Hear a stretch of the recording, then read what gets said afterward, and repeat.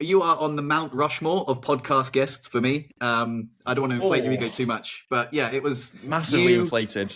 It was you, Lloyd Barnes, Reed Ferry, and Craig Petty. So all I need is Craig Petty to complete the set. But yeah, when you've collected the Infinity Stones, yeah, exactly. And you messaged me, and I was so thrilled. And there's this part of me that has this imposter syndrome still of like, I can't believe Cavan Booth messaged me to be like, hey, do you want to collaborate on a video? I'm like, absolutely. I was like, well, how can I ask him? And I was like, what the hell? Like, I'm just this random guy that started talking about magic, and it's not just chance. It's really not. And I'm sure I'm echoing what a lot of people have said, which is that you sort of burst onto the scene with the perfect name of a channel. I think the Underperforming Hobbyist, instantly that's like a brand that people want to be a part of because they feel like they resonate with it. I know Lloyd has said that himself. He feels like he is an underperforming hobbyist. I feel like there are probably millions of underperforming hobbyists all around the world. So you've sort of put a name to that. You're the first person I've come across who has articulated that feeling in 3 words or 2 words if you don't count the. And people have just gone, that's it. And plus, you come across really well on camera. You've got a great setup. Instantly, people are like, I want to subscribe to him. And that video just sort of, that first video kind of went everywhere. I know I saw it and I was like, man, this guy's good. He's going to be overtaking me in no time. I've got to watch out for him. So really what I'm doing here is I'm actually trying to sabotage you just to make sure, you're not going to overtake me anytime soon. I'll make this video as bad as it can be. Everyone will unsubscribe. It's all part of my master plan. So, yeah. No, I think it's great, man. It's so nice to meet you because I've been watching your content for so long. I've done countless comments on your videos. I subscribed to your Patreon under my other channel, and we've communicated quite a lot. I don't know if you connected the dots before, right? Of my other channel that I kept commenting on, right? No. Oh, so I said this to Lloyd as well, and he had this sort of like Kaiser Soze moment of like, oh my god, that's you, Fredo, the wheelchair guy. Yeah, that's me. No way! What? You're like one of my long-term commenters. That's crazy. Yeah. Whoa! Oh my god. Yeah, that's whoa, that is a plot twist right there. Wow, I had no idea I knew you. That's crazy. Because I recognize if people comment a lot, I recognize the usernames. They come up, and that I mean, I know you, man. That's crazy. You have commented a lot. Yeah, and you have joined my Patreon. Oh my gosh, I do know you. That's crazy. Yeah. What a curveball. That's blown my mind. So cool. Honestly, I can't put into words how much that's blown my mind. That's great. Wow. That's so awesome. Gosh.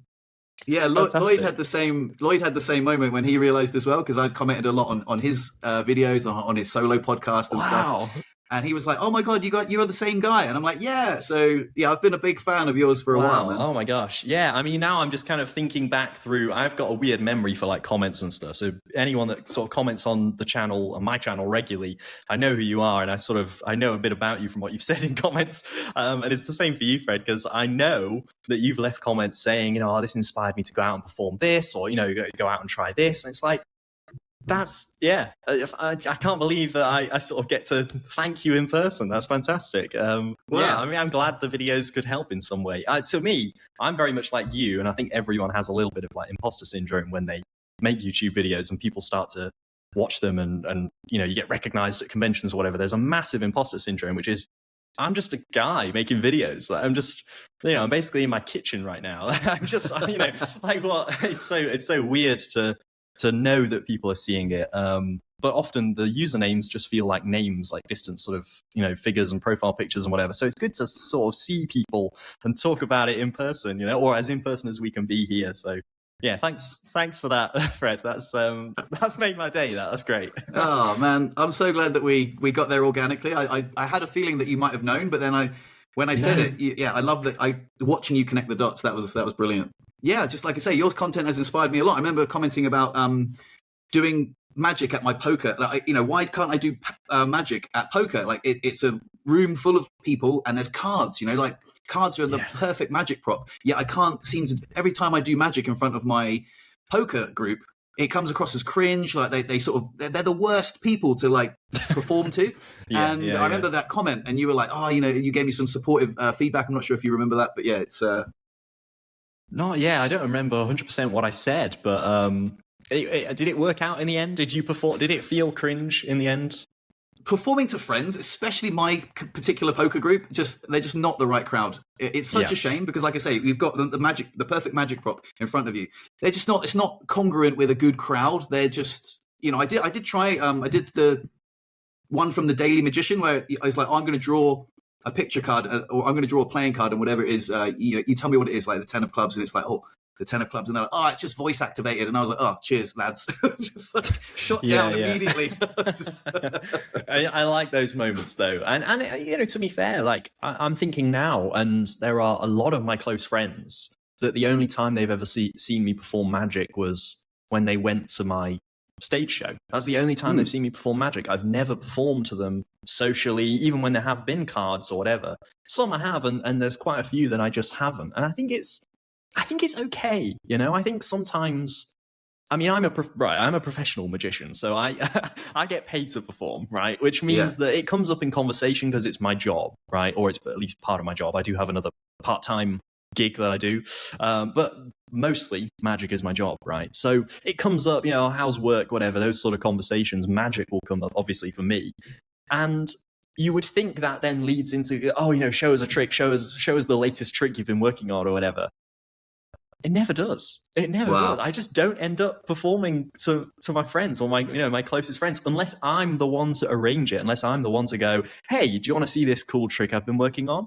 And most of the time it's just kind of like, well, not really. Like, you're always doing magic kind of thing. It's like, well, I'm not actually. Not to you anyway. Like, yes, I'm always doing magic to other people, but to my close, circle of non-magician friends, it's like I hardly ever do it. It's really weird. Yeah.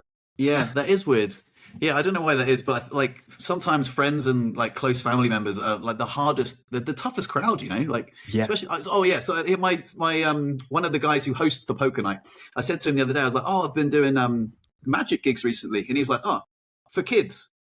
And I was like, oh, ouch, man. Like, yeah.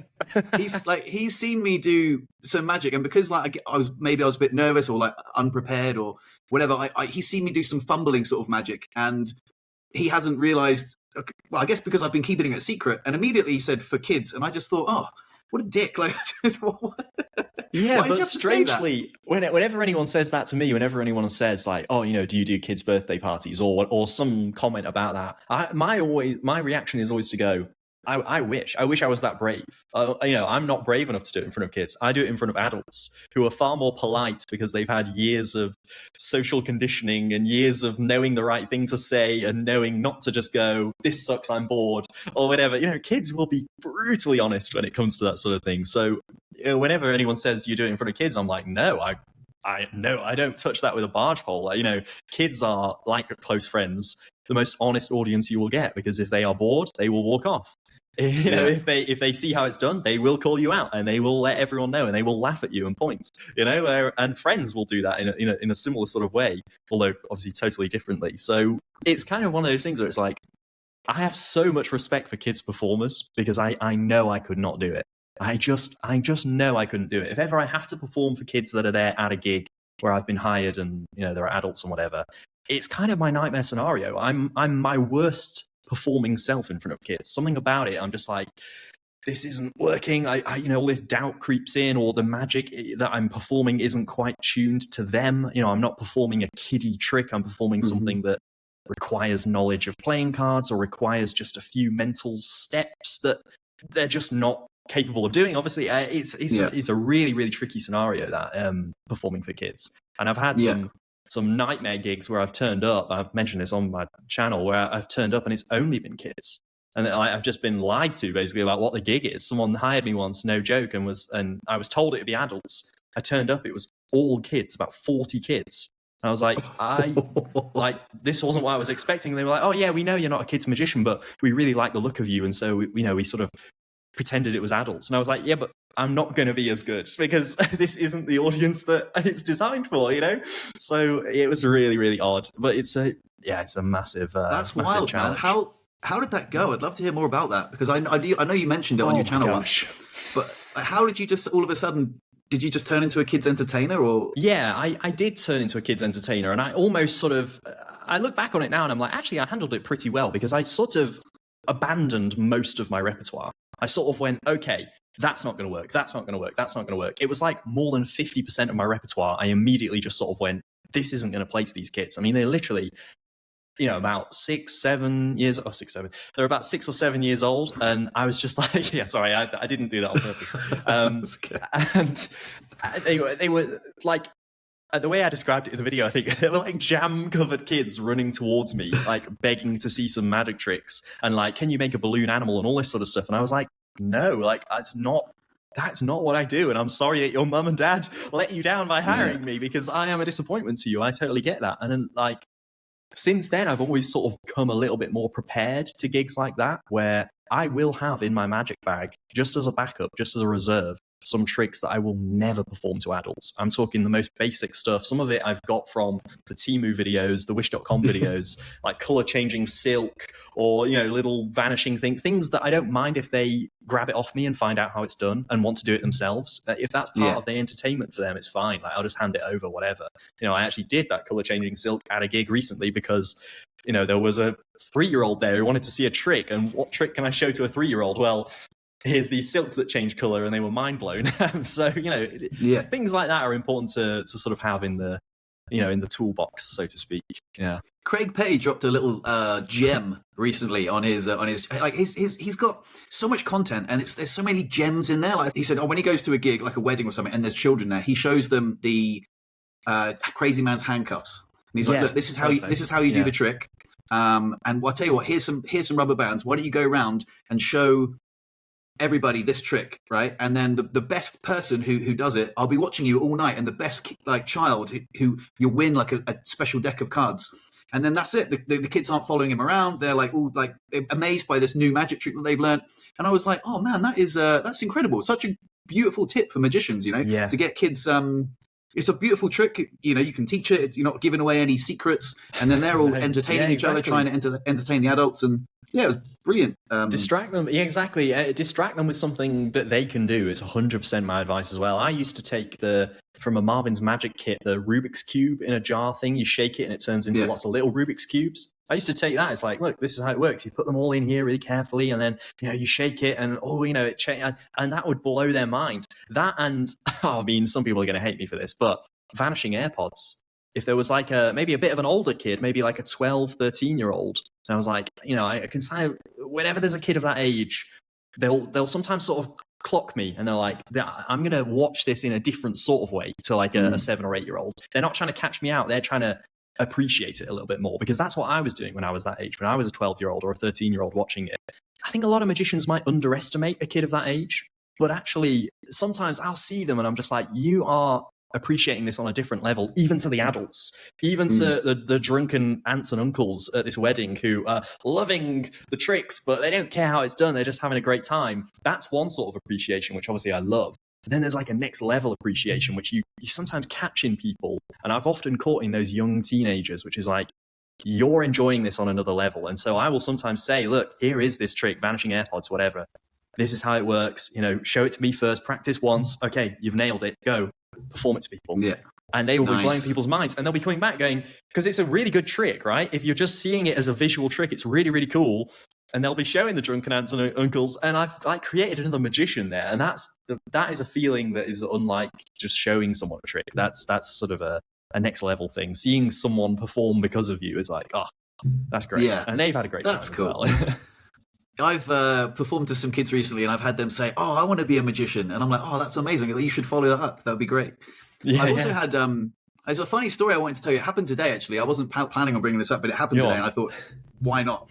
But I sometimes, I don't know if you know, but I work in a supermarket, right? So people come through every day. And this guy had a 4 of spades in the back of his phone case. And I said, what's the 4 of spades about? And he was like, it's just a reminder. I saw a magician recently, and I was like, tell me more.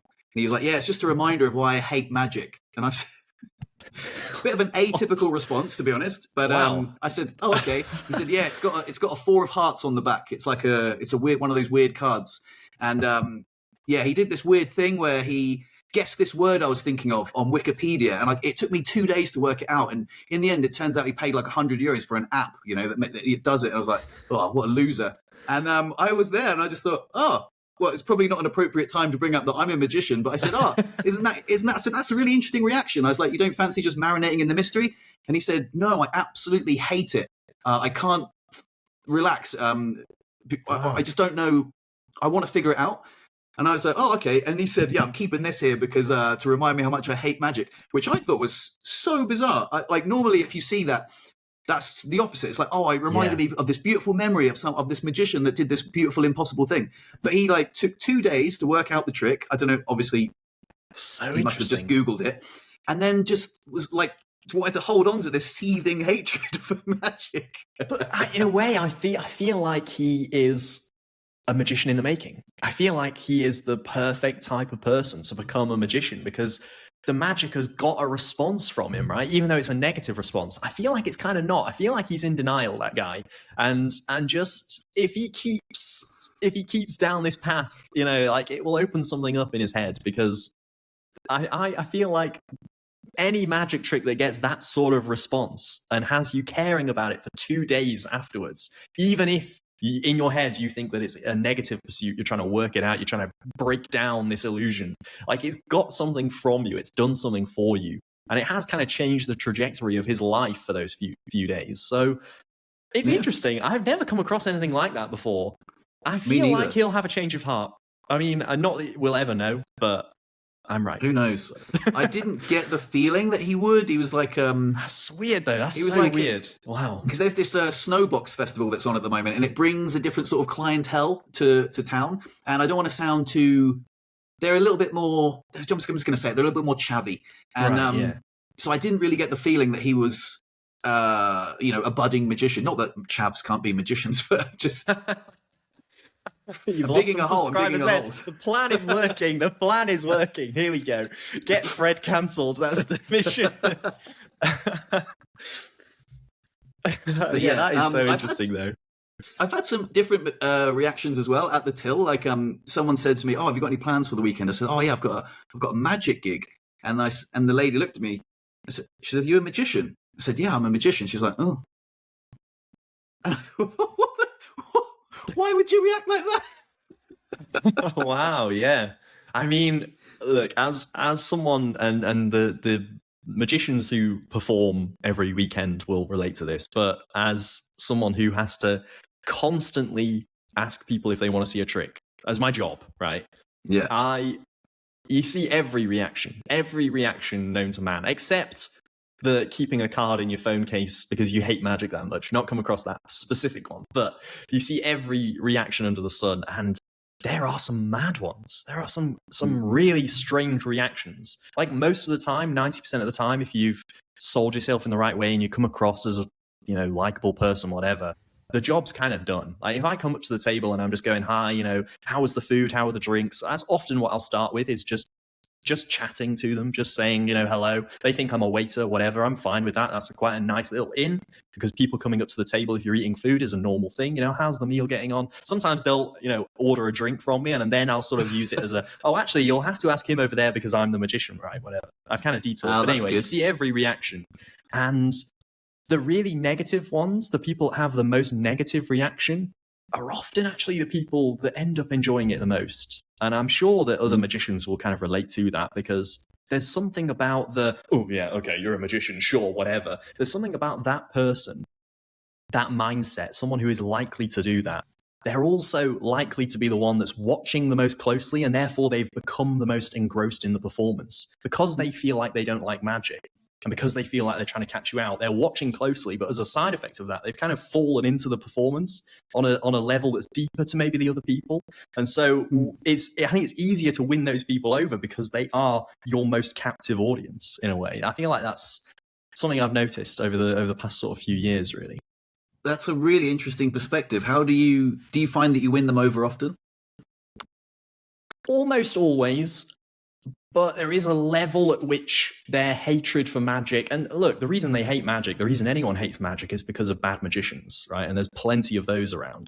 So in a way, I sort of feel like if I do something that is totally different to any other magician they will have seen before, or just better than the magicians they've seen before, or more likable, or whatever it is, more human, whatever the parameters are that they are expecting me not to have, right? Whether it's being likable or whatever. if I am those things, then you're more likely to win them over. But sometimes, as it is, if I'm testing out a new trick, or I've not quite got the patter down for something, or I don't really know what I'm doing, or I mess up, in a worst case scenario, then no, those people are quite tricky to win over, because one tiny little mistake and I've got you kind of thing. Not that those mistakes happen often, but I think it's just a risk of the job. It's just, and especially the way that I like to perform Magic, which is quite sort of fluid, quite jazz, and not really a solid structure. I mess up maybe more than I should, and maybe that's sort of putting me down as a magician. But I also think that because I take that risk, I'm always saying it, high risk, high reward, right? I take the risks, but sometimes the payoff will be absolutely worth the fact that 1 in 30 performances I will mess up. That is kind of the gamble you have to pay. And even when I do mess up, there are so many outs and so many things that I can fall back on that oftentimes I don't even think they really know that I've messed up. But in my head, I know that it wasn't what I was aiming for, if that kind of makes sense. Yeah. I'm interested to hear your opinion on what makes a bad magician, because you said there are so many bad magicians out there, and Lloyd mentioned it too. And what makes a bad magician? Yeah, I mean, oh God, I could write a book about this, and believe me, I've tried. It's so interesting, right? This is so interesting because it's almost completely subjective. There's almost no objective answer to this question. So everyone will have their own opinion as to what makes a bad magician. Perhaps I fall into that category. I don't know what it is, but there's at the risk of kind of offending quite a few people here, I think it is, well, obviously it's personal taste, but for me it is, if I don't think I like them as a person, like I'm just thinking about, right, when I go to Blackpool Magic Convention, there are a lot of those people that I look around and I see, and I think if they came to my table and were doing endless versions of this card trick that I can see them doing across the bar, right, and it's boring the hell out of me and I'm not even watching it, right, or whatever it is, I just think there's a personality type that I won't connect with. And again, it's different for everyone. There'll be personality types that we all connect or don't connect with or whatever. But Magic puts people off because it is quite a confrontational art form to some people. And so if you yourself are also quite a confrontational person, there's two things that are coming at them there as a spectator. It's like, A, the magic doesn't make sense and I don't like that because I can't work it out or whatever. And B, this personality I'm just not gelling with because they don't seem like a nice person. It doesn't look like they've showered today. It doesn't look like they've brushed their teeth, and they just won't go away, and they're doing endless, variations of signed card routine. And there's so much that you have to fight against as a magician. Being a nice person is kind of the first one, really. And I'm not saying that most magicians aren't nice people. That's not at all how I intend that to come across. But does that make sense? Am I wittering? Am I rambling? There's something about magic that attracts some people that I don't think are very good performers. And again, that does sound rude, but that's genuinely where I think the issue lies. If you ask most non-magicians, they'll say that, I think. I don't think I've seen that many magicians to know what a bad magician is. Like, I would probably be able to recognize a bad magician if I saw one, but I don't really see many magicians in real life. I only see, slick trailers and like sick reactions, And, yeah, exactly. So I know what a good magician looks like, but yeah, I guess you don't really see that many bad magicians in the wild. Well, maybe you do, but like I don't really. I'm not like, I live in a very, very small town in the French Alps, so I'm never really in a place where I see other people. I think I'm pretty sure that I'm the only magician in town, which is a benefit. Yeah, it's a good thing. It's a good thing and a bad thing, I guess. Yeah, because it's a lonely art form. You practice it in isolation. You study it in isolation, often for years before you go out and perform. Magicians are collectors. We are introverts. We're introspective. We're not going out. We're not partying often. I know these are all stereotypes, but stereotypes are based on statistical likelihoods, right? And all of those things are true for me. I know I didn't have tons of friends as a kid, and I stayed in my bedroom a lot, and I practiced sleight of hand. How nerdy is that? It's a really nerdy obsession.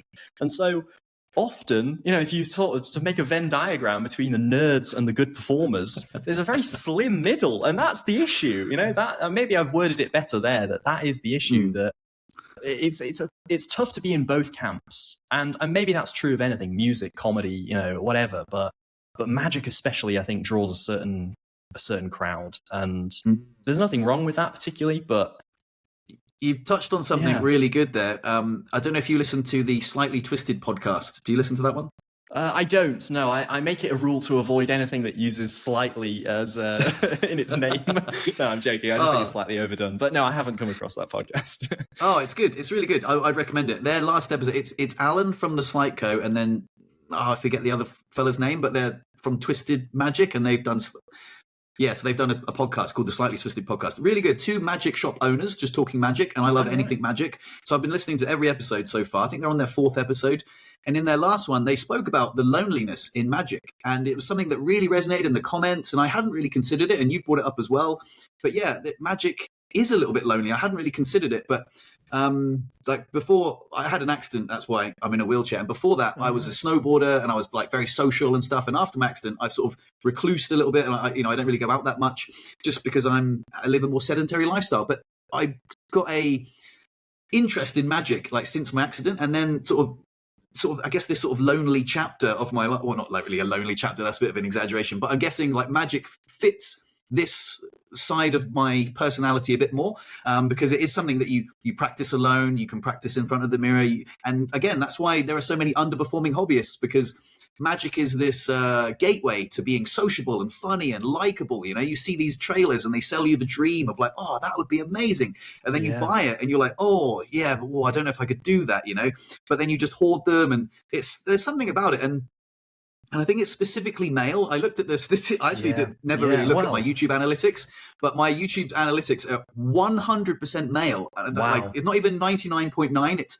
every single one of my subscribers is male. I was like, wow, that's wild. At its peak, mine was 98% male. I think it is now something like 92, which is quite good, 8%. Oh, that's good. But I mean, I say quite good, 8%. It's baffling. And it's something that, I wish I could sort of do more about, I guess. I don't know exactly what that would even involve, but the lack of female magicians is quite interesting. It's quite a topic that's not really been spoken about a lot. But yeah, I mean, just sort of touching on the male loneliness thing, they say we're in a sort of a male loneliness epidemic right at the moment, and male mental health and stuff like that is a topic, again, I'm really, really passionate about. But magic is, like you say, it is that thing that it's sort of the way that magic is sold. I mean, my mind is drawn to an Illusionist trailer from a few years ago that advertised the product as social currency in a box, and it was one of the most sort of stark and overt cases of what we're just talking about, of the fact that magic is this lonely art form, but it attracts these lonely people, in a very vague sense, myself included in that category. I felt like I was quite a lonely teenager. And magic is the promise of social interaction. And magic is social currency in a box. You feel like it could be, right? You plug yourself into these methods and stories, and you're able to do the impossible, and it draws a crowd, and it makes you cool, right? It makes you cool. Yeah. You don't have to pay for a drink since 1997 if you're Peter Turner or whatever he said. Like it gets that reaction. People want to buy you things. People want to say how cool you are. And as a lonely teenager, that is very enticing. That is like, oh my gosh, I want those things. You see these magic trailers of, guys in sunglasses in the middle of the Nevada desert doing, handbrake turns. And you think, hell yeah, that looks like a rock star lifestyle. And all I need to do is learn a double lift. Crazy. Let's do it. It's so interesting. It's really, really interesting. It really is, yeah. I'm like I say, I'm glad that you brought that up, because it's something I just hadn't considered, and I think, like I say, to be able to be sociable, well, I think magic delivers a certain promise, like you say, social currency in a box, but it's false. It's like it delivers it. It's the promise, but you actually have to go out and perform magic to have that social value, right? And to be a good performer, like you say, number one, you have to be sociable and entertaining to begin with, or otherwise you're just sort of clumsy. Learn to be. I will say, and maybe my comments earlier were a little harsh, but I was slightly exaggerating for comedic effect, and also just to make the point. But you can learn to be confident. You can learn to be a performer. There's nothing stopping any of those people who feel like they are bad performers, whatever bad means to that person, or however they define it.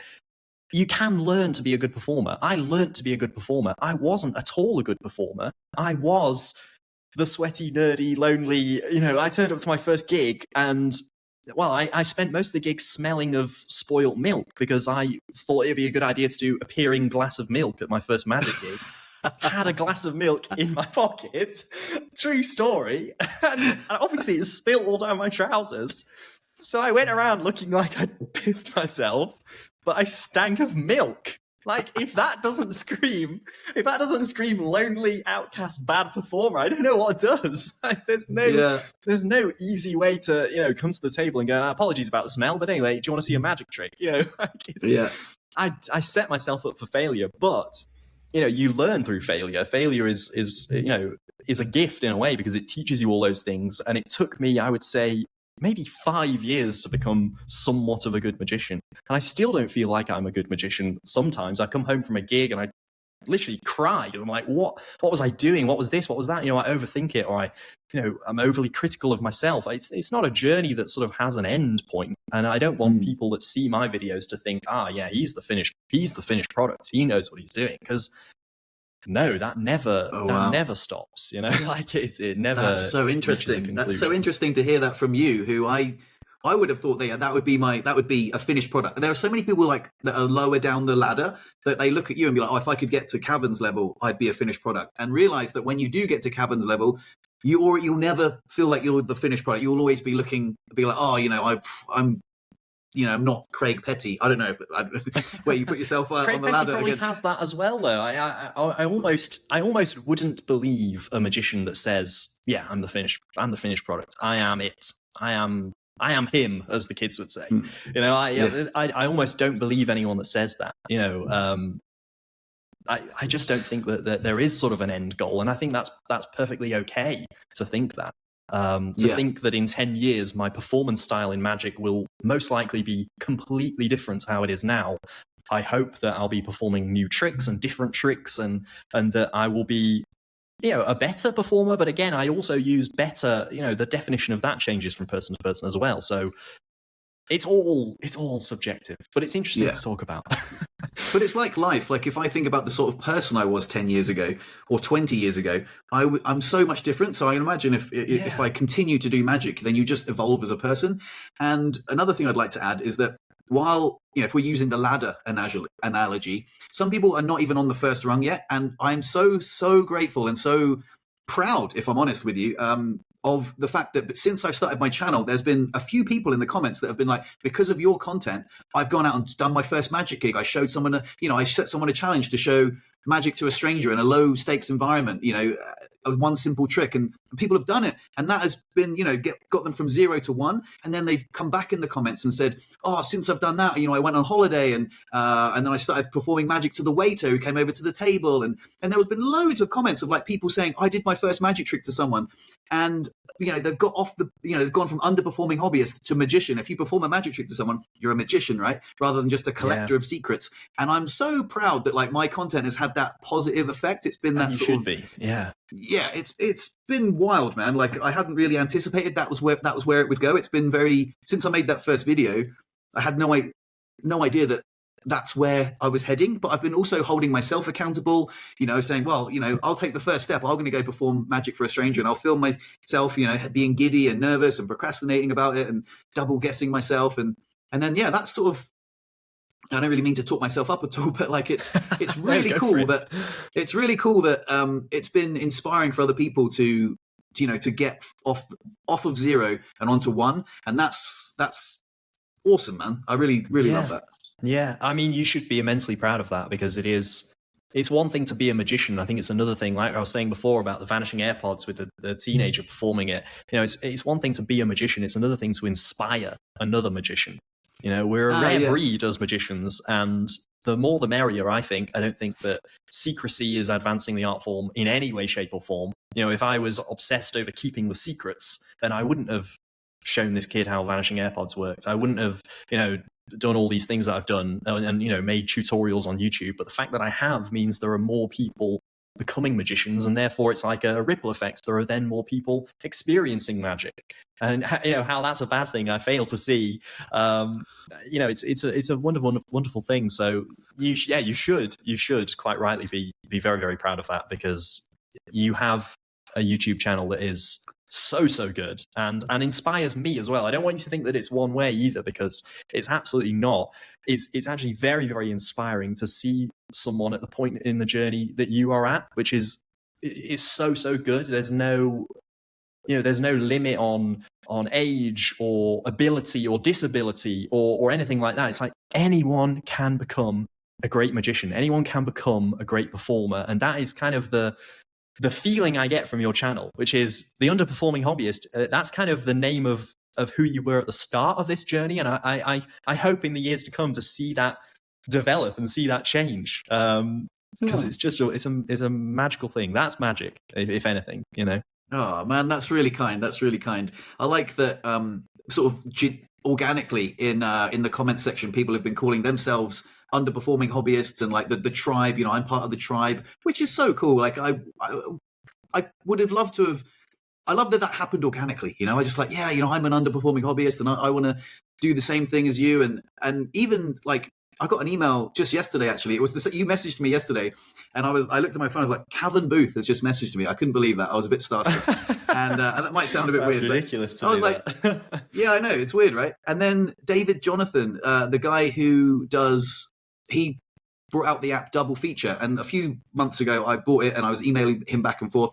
He randomly messaged me out of the blue saying, "Hey, listen, I've just connected the dots that you're the underperforming hobbyist. I just thought I'd say that I think your content's really great. It's really relatable. And just to let you know, I'm a magic creator and I perform magic to magicians 90% of the time. And I really resonate with a lot of your content." And I was like, whoa, like, what the hell? Yeah. Like, I thought that my target audience was, well, I didn't really have a target audience in mind, when I made that first video, but I thought it was people that, underperforming hobbyists, like what you would imagine, like collectors of magic, like me, but even like magician, like even Lloyd Barnes, like he's like, yeah, I create magic, but I don't perform to people, and I get bashful and shy. And I thought, wow, that's so crazy. I would never have thought that message would have resonated with such a wide audience, including professional magicians, So because the reason it's resonated is because taking that first step to performing is incredibly difficult, as we both know, because we've taken that first step. But there'll be many people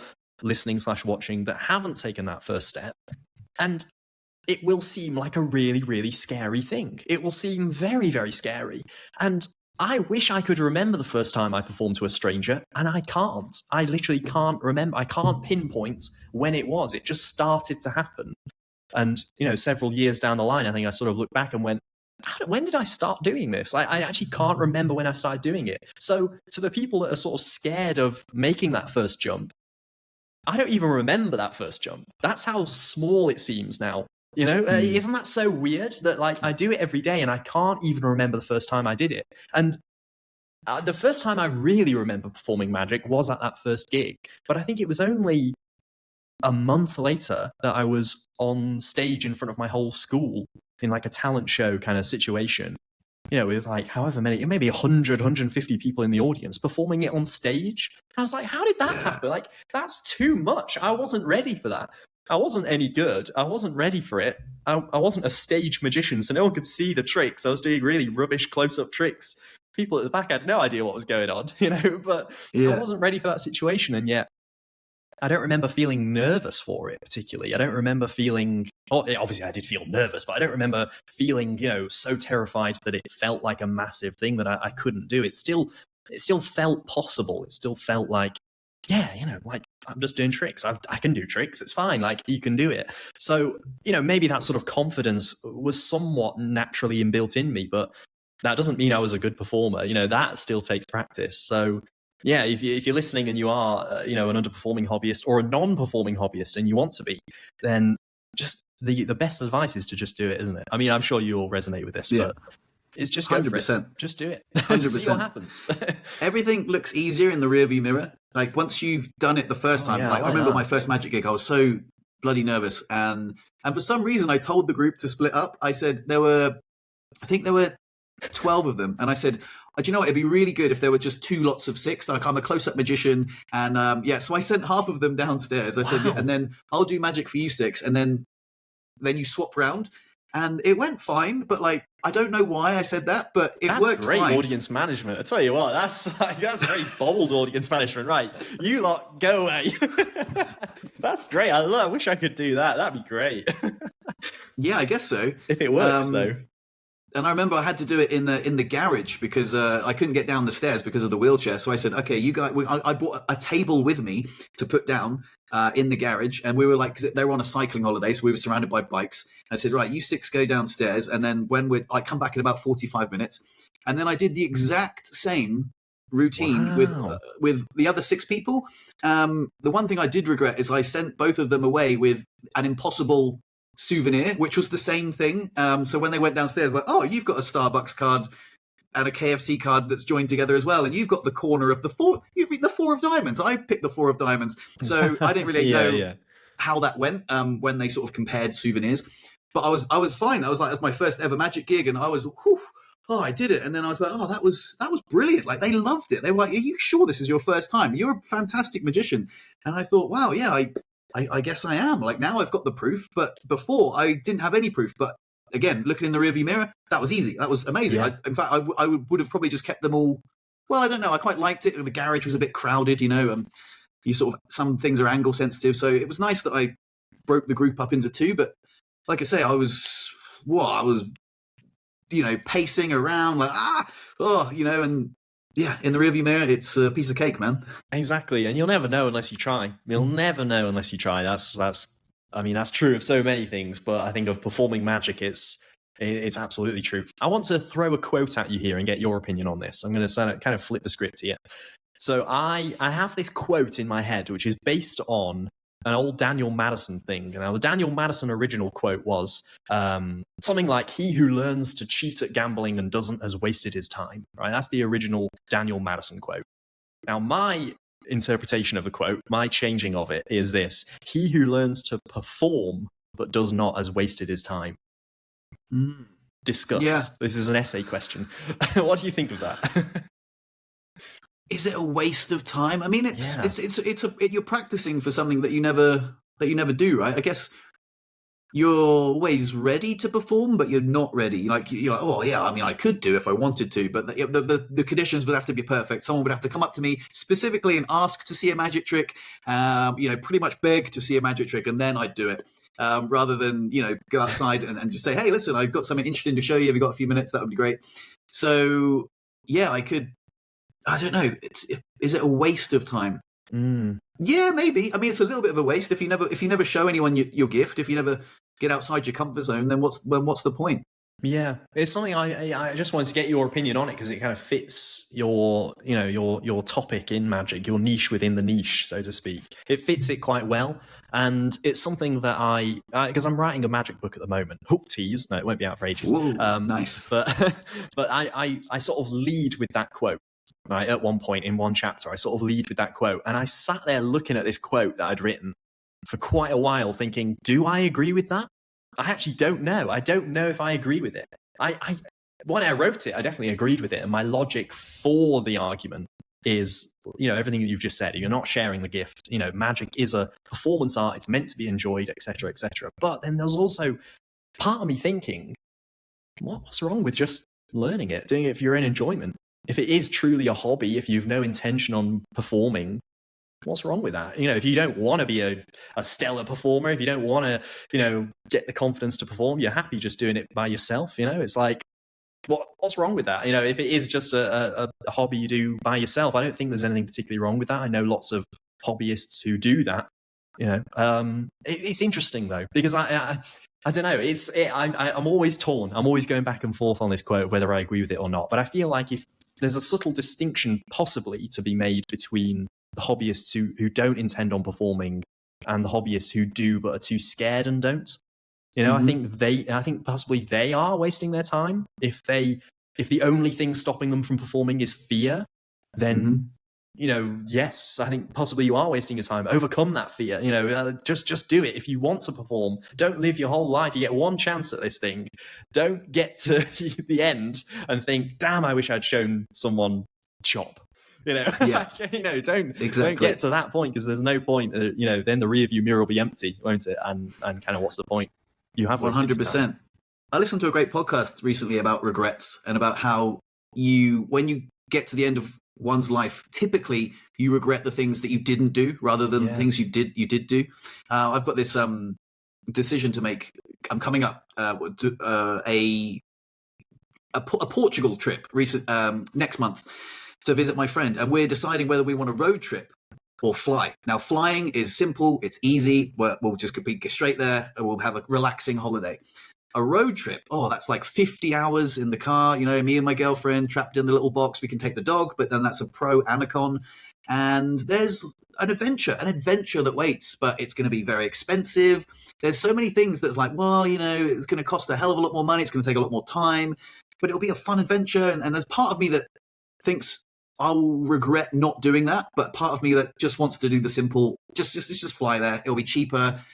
So this isn't to do with magic, but it's one of those things where if you don't, it's an analogy. If you look back on your life and you don't perform magic, or you have this opportunity that you didn't take, those are the things I think that you'll regret. And my only advice would be to act before you feel ready. Act before you're ready, because you'll never feel ready. So if you're like, I'm not ready, do it anyway. Just do it anyway. So true. That feeling of readiness, it's never going to come. You're never going to feel ready. I still don't feel ready. Like I was saying earlier, I sometimes I come home from gigs and I think, am I a good magician? Am I wasting my time even trying this? But obviously I'm not. I am performing, but it's sometimes the feeling of failure is sort of so strong. And again, I think it's because I'm quite critical of myself in lots of aspects, but it's not a waste of time. Performing is never a waste of time. That's what you've always got to kind of return to, come back to that thought of, no, it's not, I'm not a failure because they had a great moment. Even if I mess up a trick 10 times at a gig, and I get it right once, which has never happened. But as an example, if I did that, if I got 10 things wrong and only got one trick right, at least I got one trick right. And they went away with this magical moment, and they went away with this impossible experience. I had a stinker of a gig last week. Absolute horror of a gig. Just tell me more. Possibly the worst gig I've ever done. And if you want this story, this can be an exclusive, because it was bafflingly bad and kind of not my fault in a weird way, which immediately sounds like I'm going to be sort of you're so ready to hear this. It immediately sounds like I'm going to blame the audience, which is kind of rule number one. Don't blame the audience. The customer is always right, kind of thing. Except the full quote is, the customer is always right in terms of taste.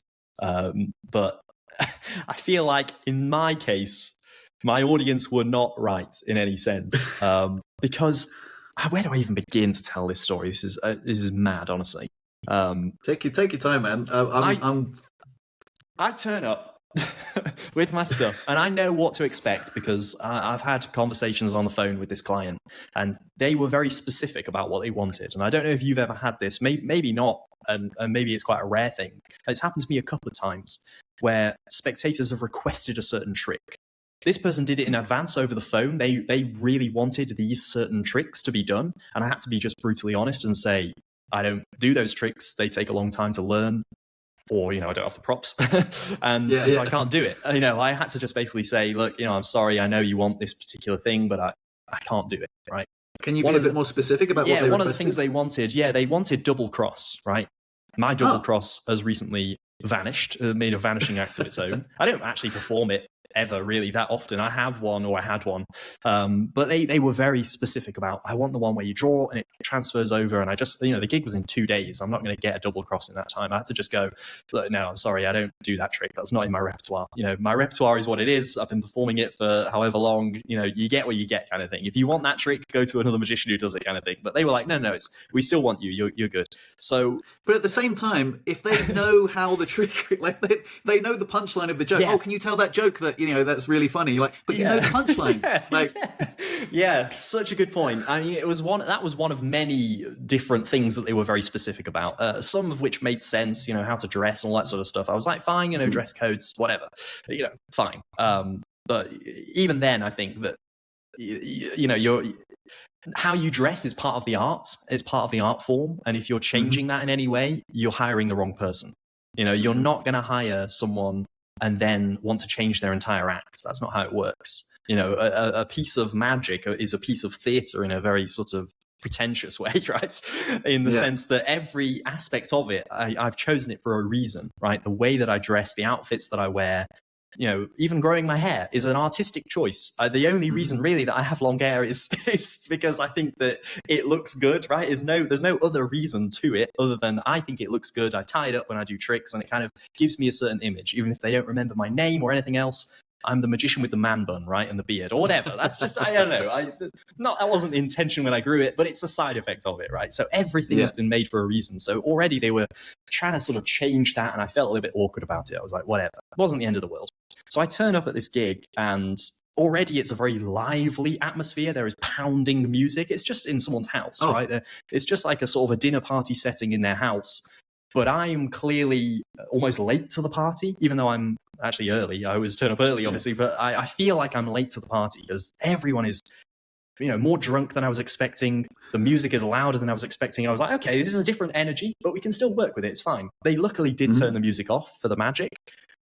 But one trick in, I already have this crowd sussed out. And I want everyone watching at home to imagine their worst spectator, one person in isolation, the worst spectator they could have performed magic to, right? Someone who is wanting to grab everything out of your hand, wanting to see everything. They're skeptical of every single movement you do. At one point, I put my hand in my pocket, and if this person was there, they'd be going, "What are you getting out of your pocket? What have you done? What have you ditched into your pocket or whatever?" Now imagine there's 15 of them. Oh my God. That was the gig. I'm not joking. There wasn't a single person in the room who wasn't out to get me. It was most... I can't put into words how much of an interrogation it felt.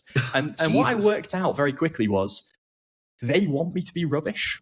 They've hired a magician. I've never come across it before, and I hope I never will again. I hope no one ever does come across this again. They hired me, I think, with the intention to laugh at me. They wanted me to be a bit rubbish so that they could catch me out, laugh at me, have a good time, but I was going to be the butt of their joke. That was what I worked out very, very quickly, that was the situation. Because, no joke, they were reaching into my pockets and pulling things out of my pockets. What's this trick? Show me this. Way. Oh, I found something, guys. I found something, opening up things, and it was unbelievable. So immediately, I realized I can't do anything with a gimmick. Not a single trick I do can use a gimmick because these guys are going to find it out. They're literally... I'm one trick in, they're grabbing stuff out my back pocket, they're grabbing out my wallet, which is like, that's just rude. It's so rude, so rude. So when I say it was the audience's fault, I think I'm pretty confident in standing by that, and I don't think I'm being too harsh because it was kind of a nightmare situation. So I sort of fumble through 45 minutes of magic with no gimmicks or I have to ditch a lot of my repertoire that I'm just like, that's not going to work. Even the slightest little discrepancy, that is not going to work. So I just have to power through with the most practical, most bulletproof stuff. But yeah, just an audience of the worst spectators, all in one room, wow. 15 of them. There wasn't one single saving grace. Every single one of them was out to get me. It was unbelievable. And the only good thing that happened, and this is maybe it will be the highlight of my magic career, which is so strange to say about this gig, which was definitely the worst, is that someone arrives late, right? So I'm about 15 minutes into my, if you can call it a show, right? I'm 15 minutes into this torture session. This guy arrives late, right? And I think, oh, thank God, a new spectator. Maybe he'll be different. Maybe he'll be okay. And immediately, I'm halfway through a card trick at this point. I've not got to the reveal. I'm halfway through. He grabs the deck of cards out of my hands. I think, great, you're another one. What is up with this family? I don't know what is going on with this family. What? He grabs the deck of cards out of my hands. Clearly, none of them have ever been taught manners. It's unbelievable. And he takes out one card and holds it to his chest and gives me the deck and says, go on then, read my mind. What card am I thinking of? And the room falls about laughing, right? Because I'm not going to get this card. He falls about laughing. But as he falls about laughing, and I swear on a stack of Bibles that this is true, there are going to be people that are not going to believe this. It is 100% true. I swear on everything. As he is laughing, he flashes the card in my direction. No way. Nobody notices it. Not a single person in the room notices. I kind of look around like, did anyone catch that? No. He doesn't realize he's done this. Now, I caught the glimpsiest of glimpses at this card, but I think I know what it is. And so I go through this whole routine of guessing it. And I sort of stand up to the challenge. I go, okay, yeah, fine. I'll try and read your mind. Whatever. It's light work. I'm a mind reader. And I get the card spot on and the room erupts. It is the only positive reaction I've got the whole night. The only applause I got all night. And I could have ended there. I wish I had, but I'd only done 15 minutes. So it was the most balmy situation But Whoa. again, a good thing came of it. A great magical moment that was just based on pure fluke. That's amazing. That's so cool. I've got so much to say, but like, number one, that's amazing. But like, this guy comes in and he grabs the deck. Who does that? Who does that? I know. Were these guys on drugs? Like, was it mixed, or was it? It seems like a group of lads. Were there any women involved, or was it just lads? There were a few. It was about a 50-50 split. Now I think about it, but it was a family. So there were teenagers and there were adults, and there was like the granddad who'd hired me and whatever. It was a full family affair, but I think there were drugs involved. I think there was plenty of alcohol, and it was a toxic situation. But I think. And again, this sounds like I'm blowing my own trumpet. I think I was too good for them. I think, like I said earlier, I think they wanted me to be shit. They wanted me to be rubbish so that they could laugh at me. And they were slightly disappointed that I wasn't. And I think that was the vibe I got, was kind of like, oh, actually, we can't they never caught me on anything. That was the great thing. So even though they were grabbing props and stuff, they never actually successfully worked out a trick. At one point, they thought they had, because I kind of pretend a trick has gone wrong as part of my pattern one moment. But then there's kind of a second reveal. So even that, they were kind of like, at first, like, oh, we got you. And then the sort of actual reveal comes along. It's like, oh, no, we haven't. And the vibe when I got a trick right, when I succeeded at the miracle, was one of disappointment. I've never had that before. Oh, where I do a trick and they kind of go, so crazy. Yeah, whatever. It's like so strange. That's crazy. So weird. Yeah. But be honest with me, were they chavs? Hard to say. I don't know. I'm just digging a bit deeper. Yes, exactly. It's working. Yeah. That sounds awful, man. Honestly, on a serious note, that sounds absolutely awful. You're like walking into the lion's den of a prowling group of predators, just being like snatching, like going into your pockets, invading your personal space, grabbing the deck out of your hands in the middle of a trick. Yeah. Sure, read my mind, magic boy. And then you bloody got it, which was amazing. Yeah. But oh my God, that sounds awful. Oh my God. Well, I guess you can chalk that up to like the worst ever magic gig, and anything. No, you're never going to get worse than that. No. That's the title of your video sorted anyway. But yeah, oh God, it was just crazy. But it got me thinking, if that was someone's first gig, here I am sort of, saying to people to, go out and perform. And that's kind of the motto, I guess, of your channel in a way is go out and perform, because what's the worst that can happen? Well, that's the worst that can happen. I don't think I'm exaggerating too much in the sense that I don't think there mustn't be many things that other magicians have gone through that's worse than that. And I did survive. I came out the other side and survived. Now, sure, I was relying on, some dodgy material from the toolkit. It was like, I think I remember how to do this and they're not going to catch me out. There was some stuff I was just jazzing, just seeing what I could get away with. And it was tightrope walking. But, I did feel good about myself in a weird sense after that, because I was like, if I can do that gig, I can pretty much do any gig. So that's amazing. Go out and perform. Don't let that story put you off. That is so wild. I'm interested to know what sort of material you perform, because like, is it mostly card magic? Because I'm guessing, like, I've got a peak wallet, like I wouldn't want anyone grabbing that, although it mostly goes under, well, obviously it always goes under the radar, but I don't know, any sort of billet work, any sort of switch, I don't know, just with grabby hands and bad attitudes, it just feels awful. Like, I mean, yeah, how was it mostly card magic or what? In that case, it was mostly card magic, yeah. And luckily, well, they're not going to see this video anyway, and if they do, they'll know who it's about. I had a marked deck, so immediately, if they don't spot the marking, which I'm always certain they won't. I'd say of the 45 minutes I did, I think 20 minutes of it was with a marked deck, and they're not gonna. Well, I'll tell you, it was Spectrumental. So I don't want to turn this into a promo, but it was my magic product that I'm releasing at the moment was what I based a lot of the material on, because I was like, well, this is in my pocket, and it is kind of, I've designed it to be a multi-tool. I've designed it to survive these conditions, and I guess it's kind of a good advert. Not that I want to turn this into a promo, that it did survive those conditions. They are marked, they're stacked, whatever, but they never found it. They never found the secret, even though they were grabby and handsy. So it was a lot of normal card magic, a bit of color card magic. There was a few sort of mentalism things, but again, I couldn't really do too much like propless mentalism or the stuff that I really like doing, which is like the psychic style stuff, because they weren't in the mood for that. The the intoxication was too much for that, and their confrontation was too much for that. It wouldn't have worked. So, you know, my favorite styles of magic, I couldn't really use. Yeah. I couldn't really do a lot of the stuff that I wanted to. I did some Rubik's Cube stuff because I don't use gimmicked Rubik's Cubes. It's all normal stuff. So I did some of that. Yeah.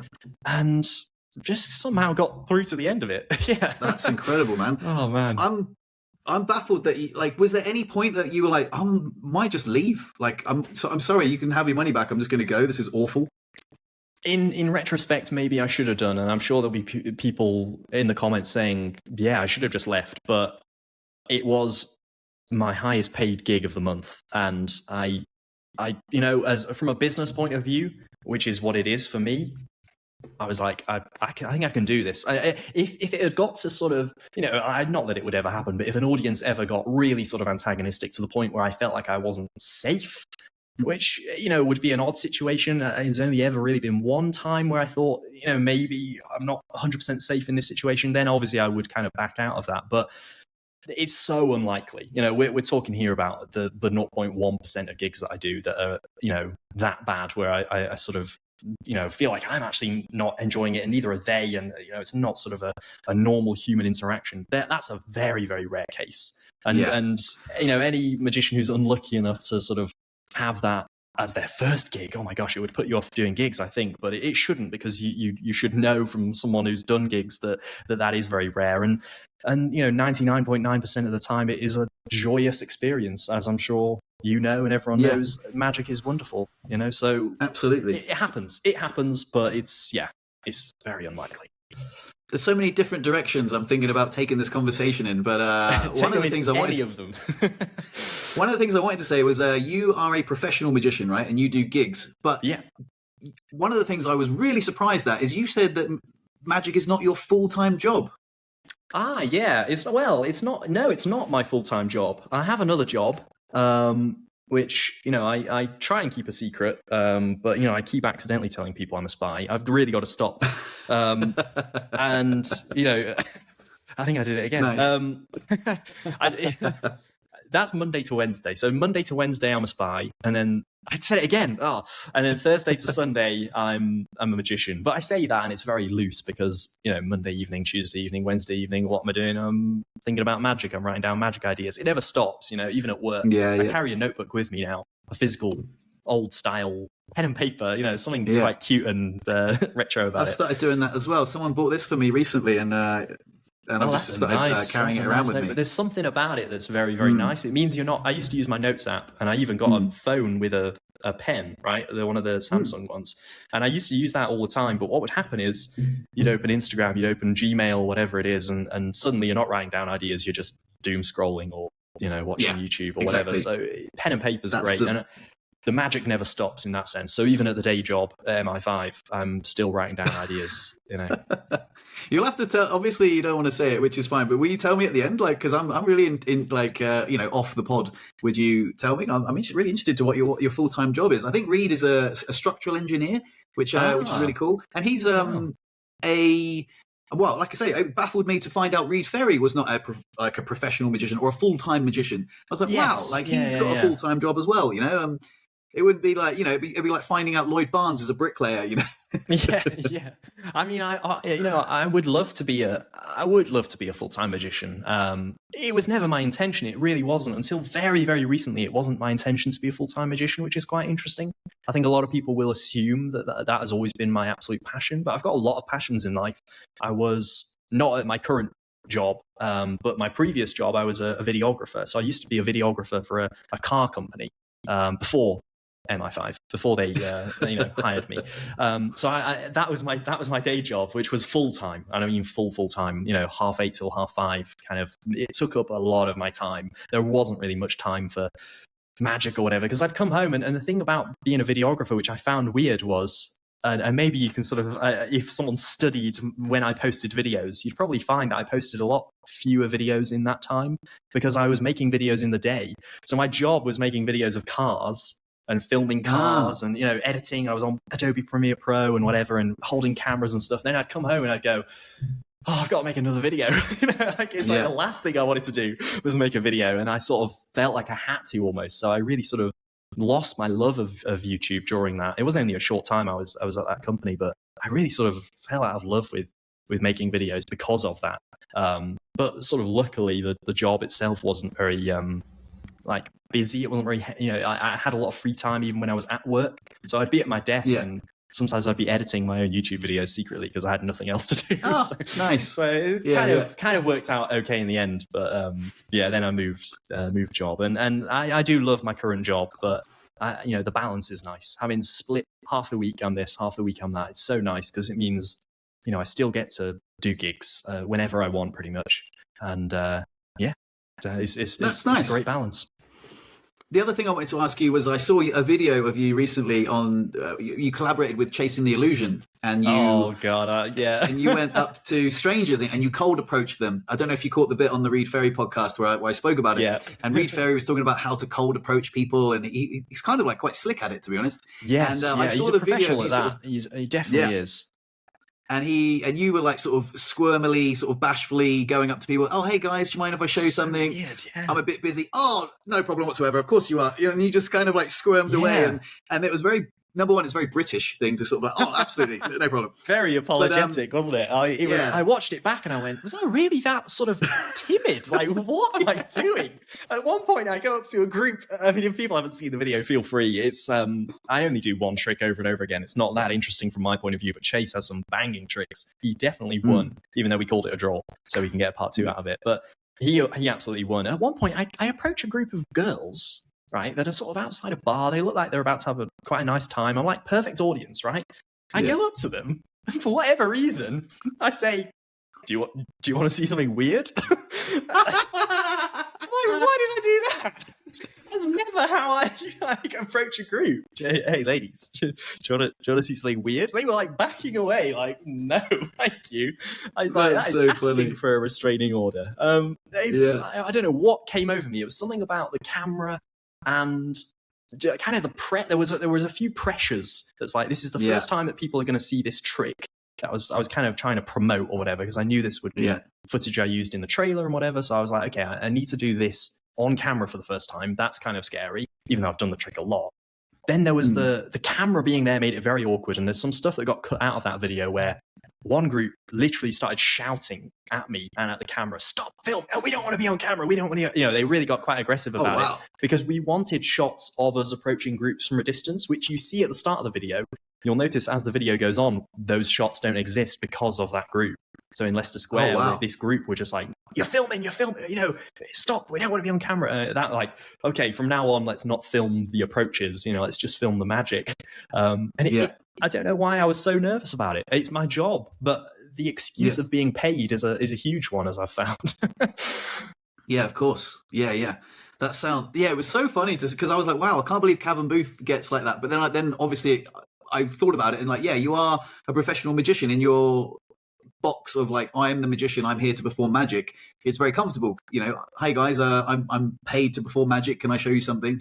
Rather than, especially going up to people on the street with the cameras. And Reed said the camera added a little bit more social currency, like as if, I don't know if you heard the conversation, so what he said it sounded a little counterintuitive, but I would have thought it was a little bit more intimidating approaching with cameras. What was your experience with that? I mean, I heard what Reed said in your video. It was really interesting hearing him say that, because that wasn't my experience of it. But I have obviously only done it that one time where I'm approaching with a camera. Sometimes I've had a camera at gigs or whatever. That again, that's even then that doesn't really count, because it's still the gig situation, and I can say, I'm been hired to perform or whatever. And sometimes I've been asked by companies, can you also film the magic so that there's social content as well? I'm like, yeah, fine. And they use the social content, and that's cool. But in this case, it felt like we were back in, 2012 on YouTube doing prank videos. It felt like, they were almost looking around like, where's the jump scare going to be? Or what's the nasty twist? And it wasn't that, obviously we were just showing magic tricks, but there was a level of skepticism. And some of the groups, you can see them kind of looking at the camera thinking like, I don't really want to react too much because I'm self-conscious about being on camera. So I felt like the reactions weren't that good for the most part. There were some really good ones. I got 2 good reactions and kind of 2 dud reactions that I felt like the camera wasn't helping in a way. They couldn't be their genuine selves. So it's interesting to hear Reed's opinion on it, because I didn't find that, but obviously I'm not as experienced with it, and maybe I didn't go about it in the same way that he would to garner those reactions. Do you think it's a cultural difference between like North America and Britain? Because like if you point a camera in someone's face in North America, perhaps they're like, oh, you know, they're going to enhance it because like, oh, maybe I'll make it on YouTube, you know, rather than the British sort of. They're a little bit, you know, they're culturally different, right? Yes, yeah. There's a the stiff upper lip and all that sort of stuff, and part of that still exists, definitely. I mean, I know from the times that I found a group at a gig that have a really good reaction to a trick, and then I think, oh, I'm going to show them another one, but this time I'm going to film it and get this good reaction on camera. And I brought the camera out and go, hi, you know, could you just film? Is that all right? And then I do another trick. And a minute ago they were going, oh my God, Crow, my God, wow. And then I show them a trick that is arguably better, and I know for a fact statistically it's going to get a better reaction than the other one, and they go, yeah, nice, yeah. And I'm like, hang on, where's the craziness gone? Like, oh, you know, the energy is, and the camera has killed it. The camera has totally changed the vibe and killed it. Maybe bringing it out mid-performance is a bad idea, you know, film from the start and kind of warm them up, get them used to the camera, you know, sort of train them almost. The camera's fine, you can be your normal selves, you know, do a couple of warm-up tricks. We didn't really have time to do that in the chase video, but yeah, the camera is a weird one, and maybe the cultural thing really does play into it. Yeah, I hadn't thought about that, but maybe. Yeah, I think it might do. The other thing I was going to ask you is, with Reed, I jammed a little bit, and I've never really jammed before, but I had this idea, and I wanted to like run it past you. I've sort of spoken about it with Lloyd as well, but you know the chop cup idea? Oh, yeah. I was thinking about like making it more of like, so I don't know if you heard the podcast like Lloyd did with a guy called Perseus about storytelling. I haven't, no. I'll see if I can. Not really. I am a little. I can be prepared, but so the chop cup routine that I did with Lloyd. Yeah. Can you see all right? I can. Yeah. It was great, by the way. The routine was great. I really enjoyed it. Thanks. Well, hindsight's always 20/20. I was thinking about how I could make it better and how I could make the story a little bit more like if I could go back and do it again, I could say like, oh, this right. We've got some things here, right, and this is going to represent your comfort zone, Lloyd. Okay, and this is you. You're a nerdy little creator, okay, and you love staying in your man cave, you know, with your little X-Acto knife and making your little gimmicks. But I'm going to snap you out of your comfort zone, and I'm going to say, look, Lloyd, there's a guy over there. You're a professional magician. Go and show him a magic trick. You know, okay, you ready? Go. Where is he? Oh, look, he's back in his comfort zone. You know what I mean? And it's the same trick, but it's personalizing it a little bit, right? Yeah. Oh my God, I love that. Do you like that? I really do. And I'd say if I didn't. I feel like a lot of times I have very overly positive reactions on camera, but that's the perfect way to make it more memorable. I'm always talking about making the magic more memorable and just having that little story. You know, you hear a lot of stories in magic. Oh, I'm going to tell this whimsical story. Half the time, I think it doesn't quite work. It doesn't quite land. And I've been guilty of that myself when I watch back a performance where I've tried a bit of that storytelling magic and I'm like, actually, yikes, I'm really, really gluing it onto the trick here and it doesn't work. It's very hard to sort of have the coalescing, if that's even a word, of the story and the props. You know, in a way, a lot of time people add a story onto a trick, but to add a story onto the props to say this is this and this is that is a really nice touch, actually, because immediately then they're seeing those things. Oh yeah, this is the magician, this is the comfort zone in that case, and they can kind of you know, they're filling in the story themselves in a way. You almost wouldn't need to necessarily guide them through it as much, you know, hold them by the hand and take them through those sort of steps of the story. They'd see it anyway. They'd go, oh yeah, you know, he's back there. They'd almost want to finish it off themselves in that case and go, yeah, he's back in the comfort zone. You know, if you really sort of built this and worked it into a sort of a routine, that'd be really nice. Yeah, that's cool, man. Yeah, so Lloyd said you could even introduce the pen and you could write on it. So you could write comfort zone, you know, on the cup, and that's how the pen gets involved, you know. Yes, which I think is really good. I mean, that's always the thing with that trick in particular, chop in particular, is the justification of the pen. You know, I've seen some performances where I'm like, that pen is not doing anything. And actually, one thing I don't like, which I will be honest about, is I don't like saying, and this is the magic wand. Right, because I feel, for me personally, that wouldn't work. If I brought out something and said, you know, this is my magic wand, people would kind of be I wouldn't be able to pass that off as believable. Some magicians, if they're more whimsical and whatever, the magic wand, fine, it works for their style, it works for their character. But I, as a performer and as a person, I think I come across as quite sort of skeptical anyway. So if I started being whimsical with a magic wand, I'd have to do it in a jokey sense. That's the only way it could work, is if I was kind of taking the mick, we got the magic wand or whatever. It just wouldn't work for me, for my character. But if it works for you, it works for you, absolutely.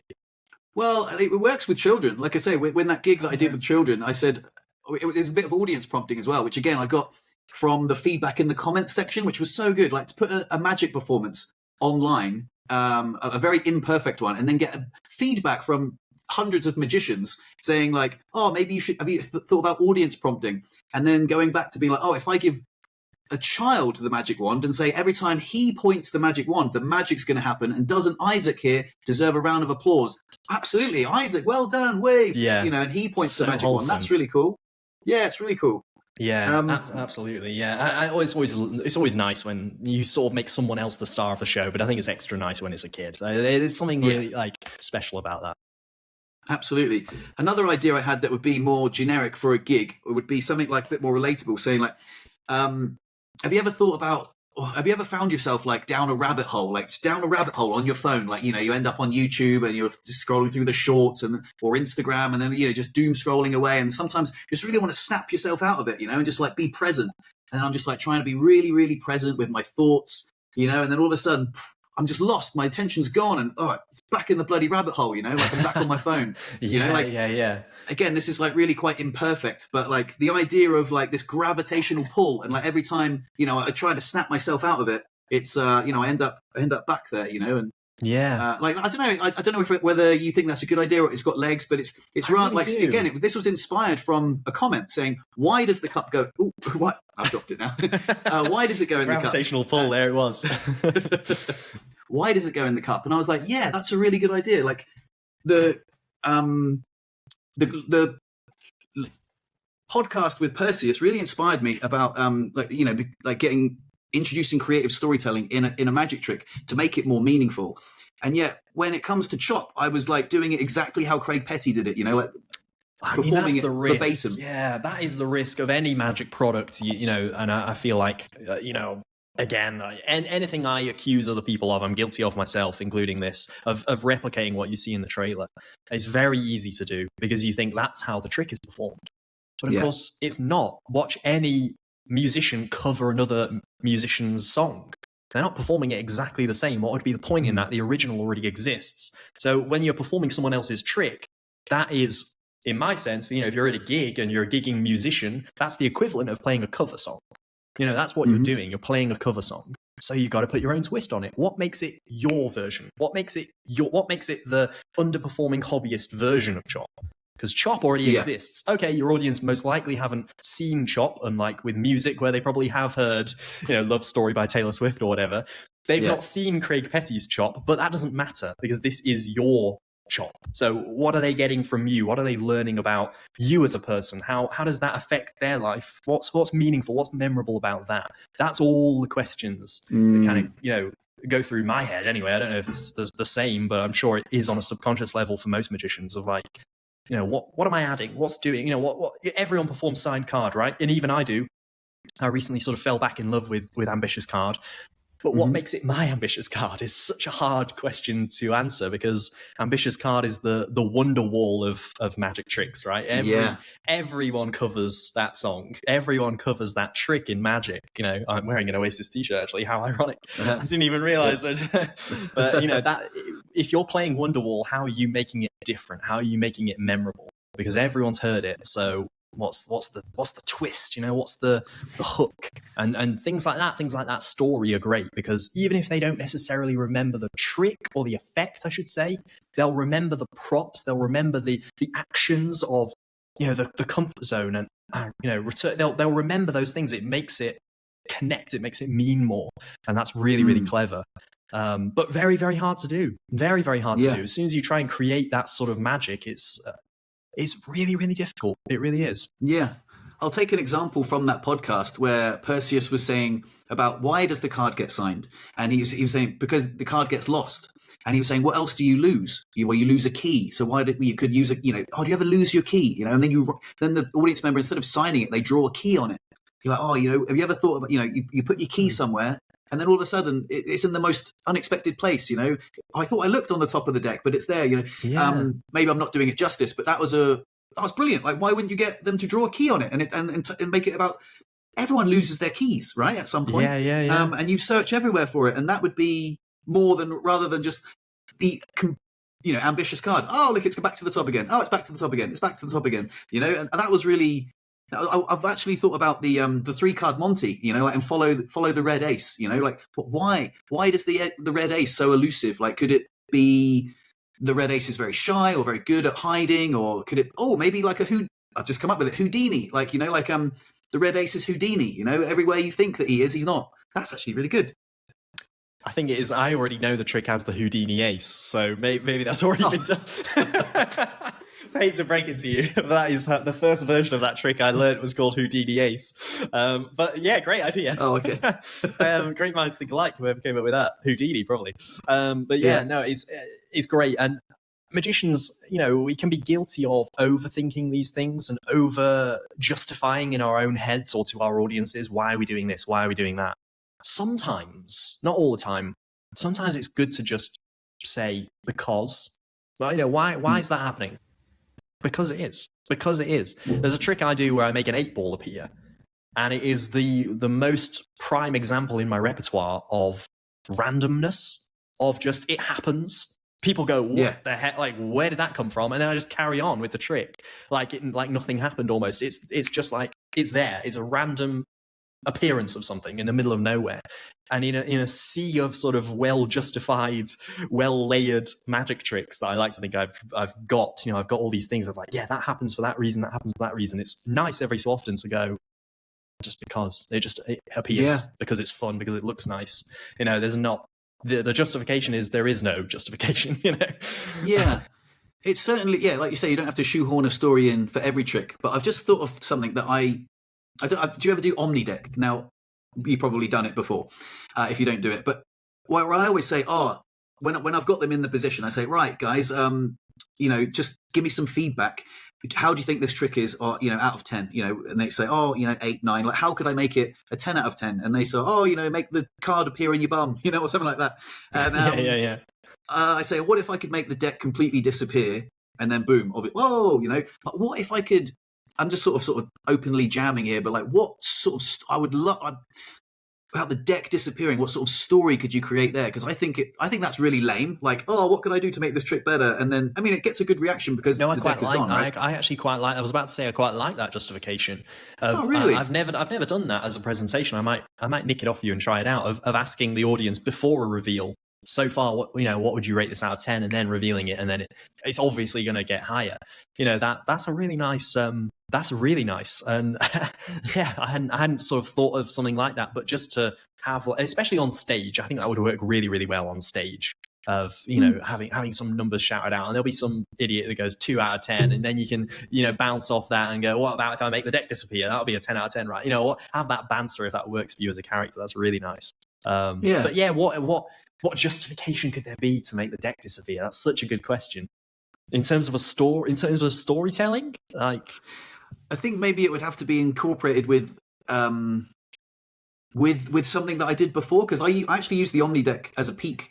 I say, like, what I want you to do is I want you to draw something on this card, something very unique, something I won't be able to guess, not a flower pot or a smiley face.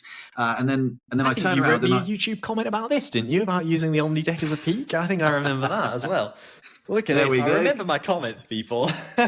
Connecting the dots. Yeah. So what I do is I give them the card. So I'm going to turn around, and then as I turn around, I usually got it like just under here, and I swap it out. So I've got the Omni deck, and then two cards. And then a card on the bottom as well. So I have 3 cards, and then I do a little, what's the word? Tilt, Marlowe tilt. Yeah. Get it in there, and I say, right, so just so you know, the card's not on the top, and it's not on the bottom. And then as I turn it, I take the bottom card off, I get my peak, and then I say, now you hold the card, and I want you to think of the picture that you've drawn. And then I reveal the picture, and then I say, if I could pull your card out of the deck, would that be impressive? and then I say, oh no, or give me another try, and then I'm in the position for the reveal. But I'm just thinking of something. I don't know. I know that it's really nice that you said I like that. Like, how could I make this trick better?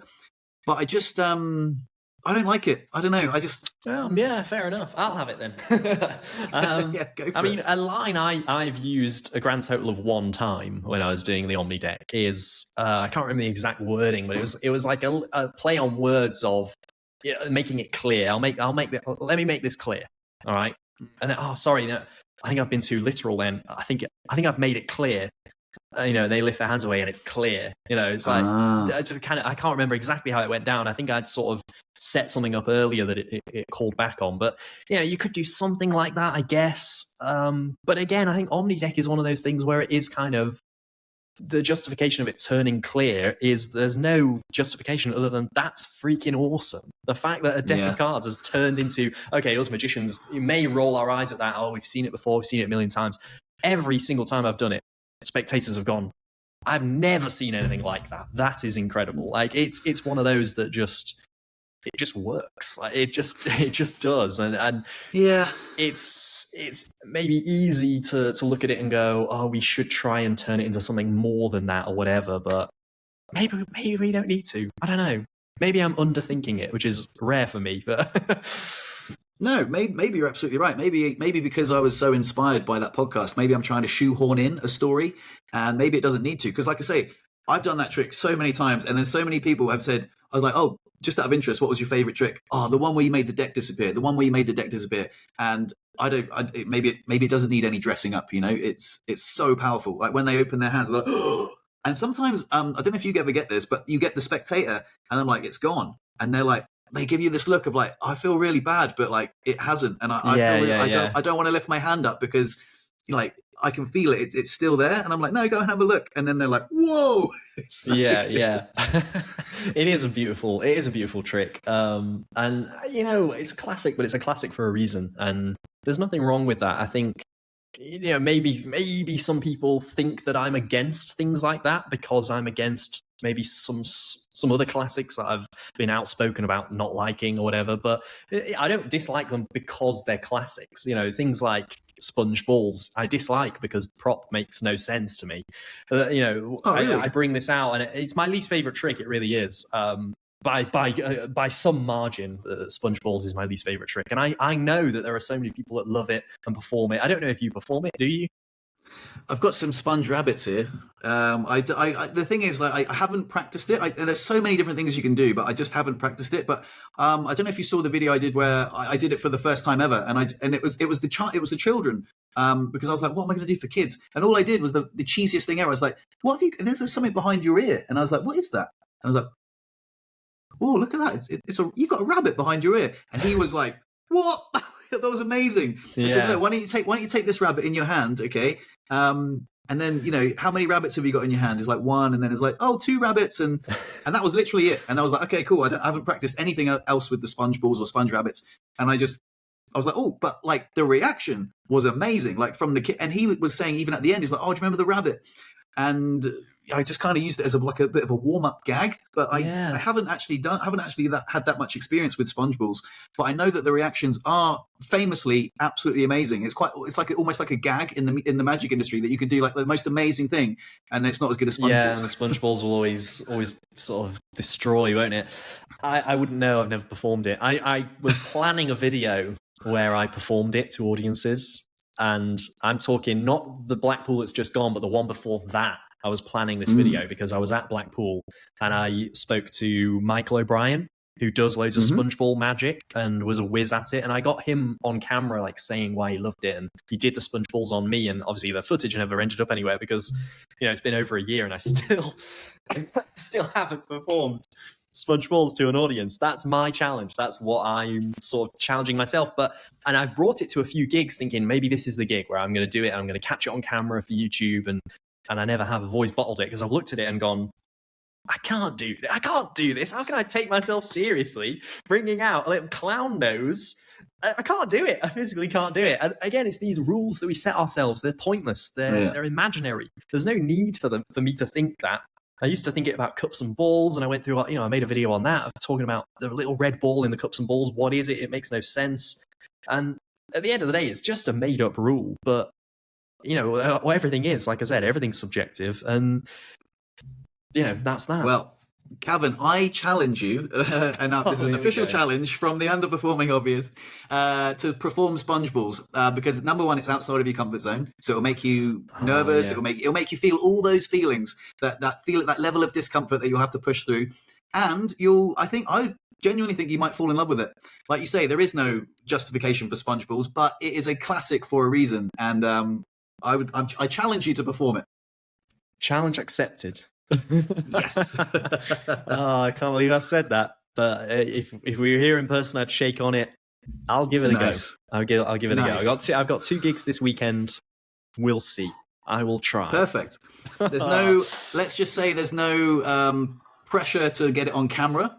But I would want to, because I want to make a video about it. I think it's quite an interesting thing of seeing what happens when a magician performs something that is totally outside of their comfort zone. In my case, my most hated trick. And I did a video on ambitious cards. I think I called that something like performing the trick I hate. Performing tricks I hate to real audiences or something like that. And I did ambitious card. That was one of the ones I did, signed card. And I did end up falling back in love with it. I used to perform it, and then I didn't. And I sort of had my dark age of ambitious card. And that video was literally the reason I brought it back into my repertoire. I now perform it at every gig, pretty much. So I remember watching that video. Maybe. I remember watching that video. It was a good one. I might be one of the only magicians then that doesn't do ambitious card, because my double lift is a bit dodgy. And to be honest, I'm not really a huge fan of it. Like I do a card transposition that involves two double lifts. I think I can get away with 2. But if I was under scrutiny and I kept on doing double lifts, people would be like, I think that's 2 cards, right? That's where my level of discomfort lies. So I don't do ambitious card just because I just don't think it's that good a trick. I think it's one of those ones that have been overdone, and I don't know. I like maybe making the deck, making it come to the top of the deck once, or there's the beautiful one where you fan it. That's all I do. Card to mouth. It only ever comes to the top once. For me, it only comes to the top once. Then I'm doing other things with it. Then it's appearing in other places. It's appearing, all sorts of places, across the other side of the room, even, whatever. That's where the fun in the trick lies. But if it's coming to the top, back in the middle, coming to the top, back in the middle, I get bored of watching that. And I love magic. So for the people that I'm trying to win over, that I was talking about earlier, that don't like magic, they are having a tough time, a slog getting through that sort of trick. And not something that I would perform. But if you make it fun, if you make it interesting, it's a lovely trick. For me, anyway. You hate it, clearly. Yeah, absolutely. So, sorry, I was going to ask this earlier, because I know that you said that you didn't want to turn this into an advert, but tell me more about your Spectrumental, because, I should have asked earlier. Well, thank you. If anyone's got this far, they're about to stop watching, so expect the retention graph to plummet now. Don't ever look at audience retention on YouTube. It's soul destroying. It's it will stop you making content. All the stats are. Spectrumental is a trick that's on Kickstarter that I'm self-doing, not through a magic company, through me. Hopefully it's the start of a few that I might use Kickstarter to launch. I've done it for playing cards in the past and seems to work pretty well. And this one has done very well, better than I thought it would. It's 180% funded at the time of filming, which is mad that people want to support it that much. I'll tell you what it is. It's a pack of paint sample cards that you get at a DIY store. I've got it somewhere over there, and I don't have it on me. That would be good if I could show it. And they are capable of lots of different tricks. So the main sort of trick that is a good one to finish on. Oh, thank you. I've just been passed it off camera. Look at that. My hidden assistant. Oh, there you go. Magic. My little elves are working in the background. So it's a book test. It is mind reading. They are double marked on the back. They're marked on the front in a stack. The book test is really, really cool. That's totally hands off. They shuffle it. They read the descriptions themselves. They think of the most interesting word on there. You get the word every single time. There's also color changes. There's Monte effects. There's impossible object effects. It's kind of a a little mini repertoire in a box. It's social currency in a box. No, I'm joking. It's a little pack of magic, a multi-tool of magic, capable of lots of different things. And, well, like I said earlier, it saved me in a tricky situation where I had to perform to a very riotous crowd. And, it worked. It held up. The old boy held good. Up. Are there any tricks that you can perform virtually? I think it's all right to say no if it's a close up. I'll have a think. Is this the right one? There's 2 versions. I'm the only person. No, I don't have it. This isn't the right one. Oh well. This is the old prototype. I thought it was because it was sat on my desk over there. This is an old prototype, so no, there would be a trick in it. But this actually, believe it or not, I'm lying to you. This isn't Spectrumental. This is before it had a name. This is one of the prototypes. Nice. It's very, very battered and used. I accidentally took this one to a gig a couple of weeks ago, and it uses a different marking system. Oh, wow. So the one that the most recent one that I perform with now regularly. So I took the wrong one, realized midway through the trick the marking system was different, and had to kind of like remember this old marking system from like 6 months ago, and managed to get it luckily. But yeah, an absolute nightmare. So if I had the most up-to-date one, I might be able to do a trick. But there's videos out there, you can go and see it. Yeah. But yeah. Nice. That sounds great, man. Yeah, I'm thrilled for you. I was going to ask you a question. It sounds quite similar to the one which is Evershades, or I don't think it's called Evershades. It's by Rich Relish. There's a mentalism effect with Easy Tones. Yeah. Is it similar to that? It's a little bit similar, yeah. I'm happy to say that, but it's got the blessing of Rich and Murphy's Magic. We had a little conversation, and it's different enough because it can do lots of things that those can't. There's also a brilliant trick that's definitely worth mentioning, definitely worth crediting. Gradients by Adam Dadswell. Another trick that uses paint cards as the theme.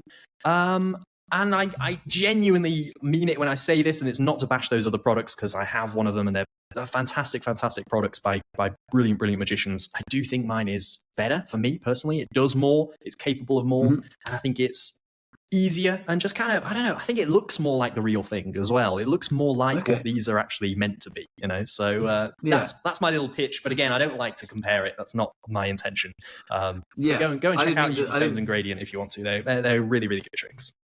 Yeah, I certainly didn't mean to make you feel awkward by bringing it up. I have Easy Tones, and I've never performed with it, and there's no reason why. Again, I was lured in by a seductive trailer, and they're all brilliant routines. I performed it on my girlfriend a couple of times, and that was it. It's just one of those ones. Even the Infinity deck by Craig Petty and Lloyd Barnes, amazing, great, absolutely amazing. I've performed with it maybe twice. Really, I don't know. There's some things that just I don't know. I feel like if I'm at a gig and then all of a sudden it's one of those things that it lends itself to being impromptu, right? But if I'm at a gig and I bring it out, it's not really that impromptu because I'm the magician. Like, oh, by the way, I've just got these cards. Do you know what I mean? Yeah, so that's something I struggled with for a long time is bringing out a prop that is unusual. Because I like my magic to feel natural and organic and whatever, and using borrowed objects is great, and using a pack of cards is fine. They expect that. If you're a magician and you don't have a pack of cards, some people will say, "Go on, do a card trick. Have you got a pack of cards on you?" They expect those certain things. And so bringing out something like this, the first time I ever performed it, which was a long time ago now, it was a weird feeling of like, how do I? It's a great trick and I love the prop, but how do I introduce it? What's the way of introducing it?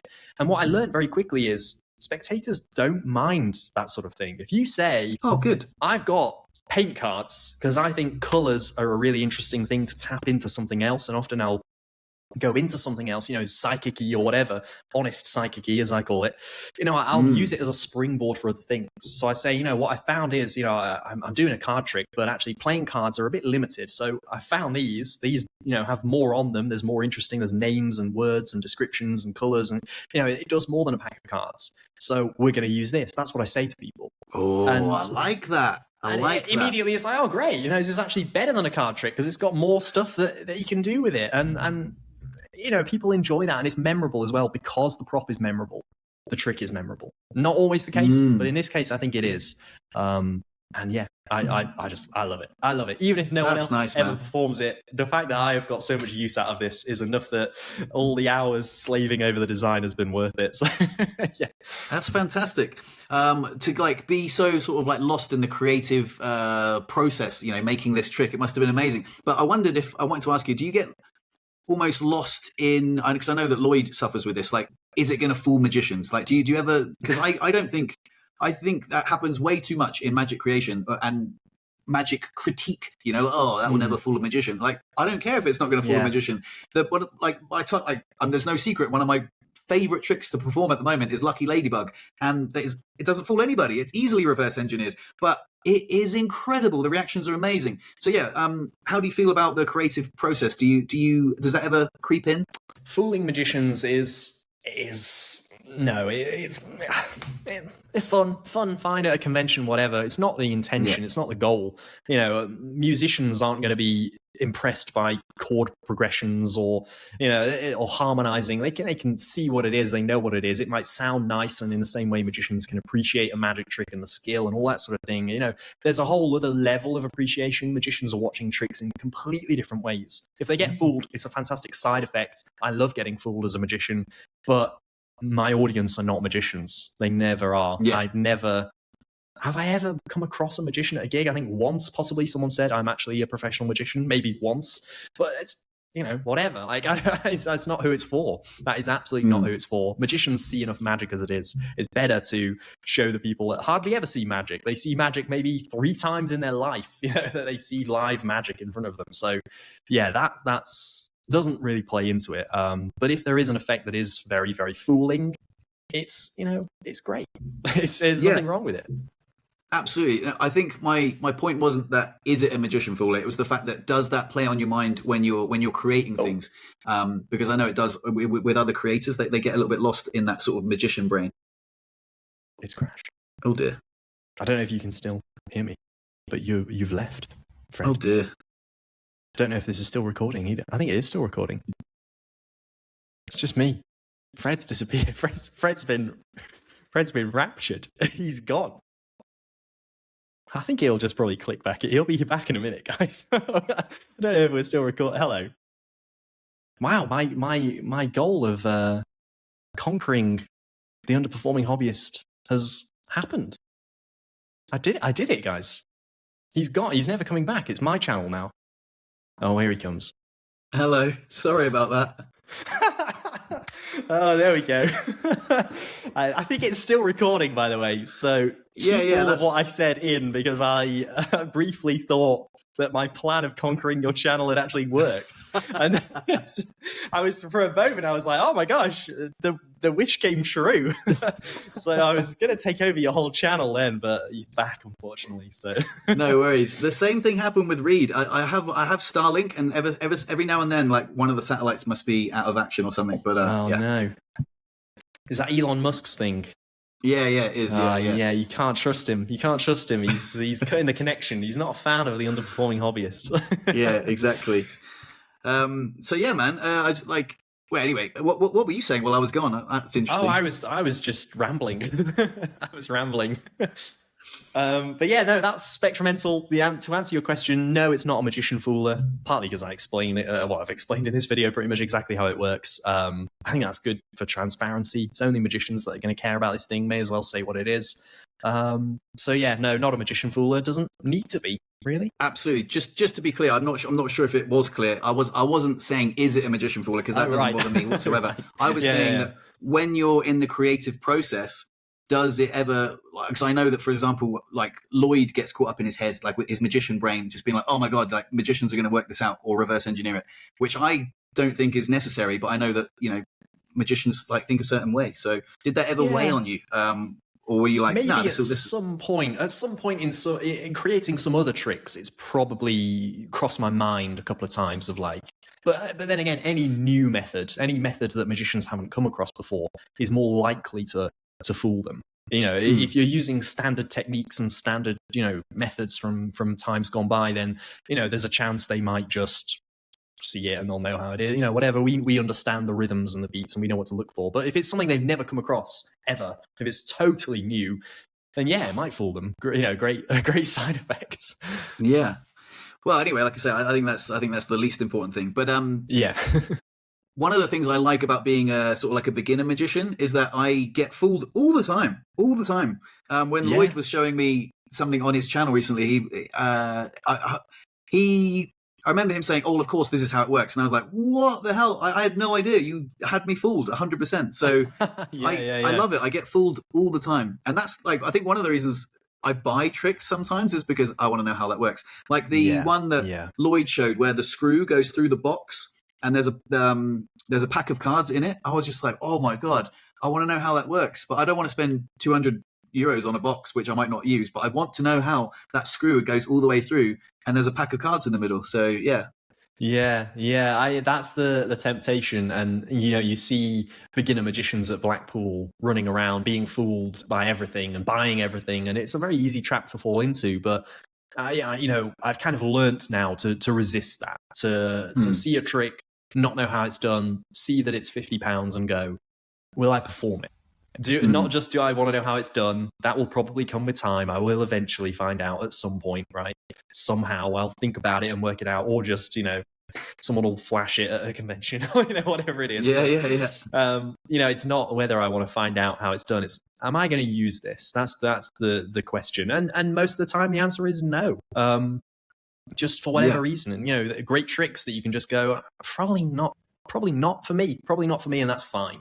Spectrumental, probably not for everyone, and that's fine. Like there's no need to, shove it down people's throats who aren't going to perform it. Only get it if you think you're genuinely going to perform it, and if it's going to fit your style. That's not going to be for everyone. I released a trick a while ago called the binary poker effect, which was a single card poker hand rules card. For those that don't know, it's a real working poker hand rules card. The hands on there make sense. Royal flush, straight, whatever. They make sense. But it's also a binary effect. So by asking which poker hands their thought of card appears in, the card, right? Mm-hmm. Took me ages to work out. Took me a long time to work out and get it work and have the maths work and all that sort of stuff. Put so much effort into it. Sold a handful of copies. One of my worst performing releases ever, I think. Not to shame it in any way, but like it just doesn't fit most scenarios. It's a cool idea, it's a cool effect, it's a cool prop, it's in my wallet. I'll do it very occasionally in social situations, but I even say in the video it's probably not for gigs. I say that in the video. Probably that's why I didn't sell many copies. But I admitted, I'm like, it's probably not a gigging trick, and that's fine. It's okay to have these fun toys in a way that are, experiments. They teach you something, you get something from it, or you perform it socially or whatever. Not everything needs to be the most workable, the most insane. It's just a fun thing. It does a thing, and if you like the thing, you can get the thing. Yeah, absolutely. Well, I've got one last question for you, Cavan. Yes. I'm going I've been on recording a trip. almost 2 hours. Sorry, wow. I haven't even. Time flies when you're having fun. Man, it's been great. It's been great catching up with you. I love chatting magic, and I love that people love to listen to people talk magic. It's so cool. I know that I would listen to this podcast, so that's like I feel like if I still have enthusiasm for the conversation, I'm confident that like people will still have enthusiasm to listen. And sometimes, again, I don't really care. Sometimes I get lost in well, people still gonna? Who cares? I'm having fun talking to you, so I can go as long as I want. Yeah. But I will give you one last question. I'm off to maybe if I do this road trip in Portugal, I'll be driving through Spain, and my girlfriend's Spanish, and I like to show magic tricks to her friends who speak, and I don't speak Spanish. Magic that transcends language. What do you do if someone doesn't speak English? Like, for example, a lot of the mentalism effects gone. Maybe a drawing duplication. But what is your advice for someone who wants to impress my girlfriend's Spanish friends and a Spanish family, but I don't speak Spanish? So yeah, music that transcends language. Yeah, I've had it. I was hired for a wedding in Italy, one of the most scenic, beautiful gigs I've ever done. I was flown out for this wedding, and just amazing. One of the best experiences performing magic, and it took me there, and that's worth all the trouble of learning magic. Just the fact that I was there was like incredible. And I arrived, and half the guests were Italian. Of course they were, right? It's an Italian-English wedding, so half of them were from the side of the family that was Italian. I can't remember which way around it was. they didn't speak English. And I realized this quite late, because just by chance, the first few tables I'd been to were all English speaking. And so I sort of assumed everyone was English speaking. And then so I turned up to a table and rather sort of confidently went, "Hi, I'm the magician," and they were saying hello, whatever. And then I started to dive into quite a wordy trick. And I sort of looked around and I was like, what's going on? Like, no one seemed like, I think I asked a question or something and everyone was just kind of politely smiling and nodding. And I was going, "Oh, are you Italian?" "Yes." "Oh, right. Okay. Right. I'm so sorry. Let me start again," kind of thing. And I had to backtrack, and I basically did a teller. I just did it in silence. I just did pretty much the same tricks in silence. I mean, not the super wordy ones or things that really relied on mentalism. And I certainly didn't do any sort of personality reading or anything like that, right? Because they would have just been like, "What?" But anything visual translates, anything visual that you can do in silence that people will understand. You can do signed card routine in silence. I know you wouldn't, but you can do it.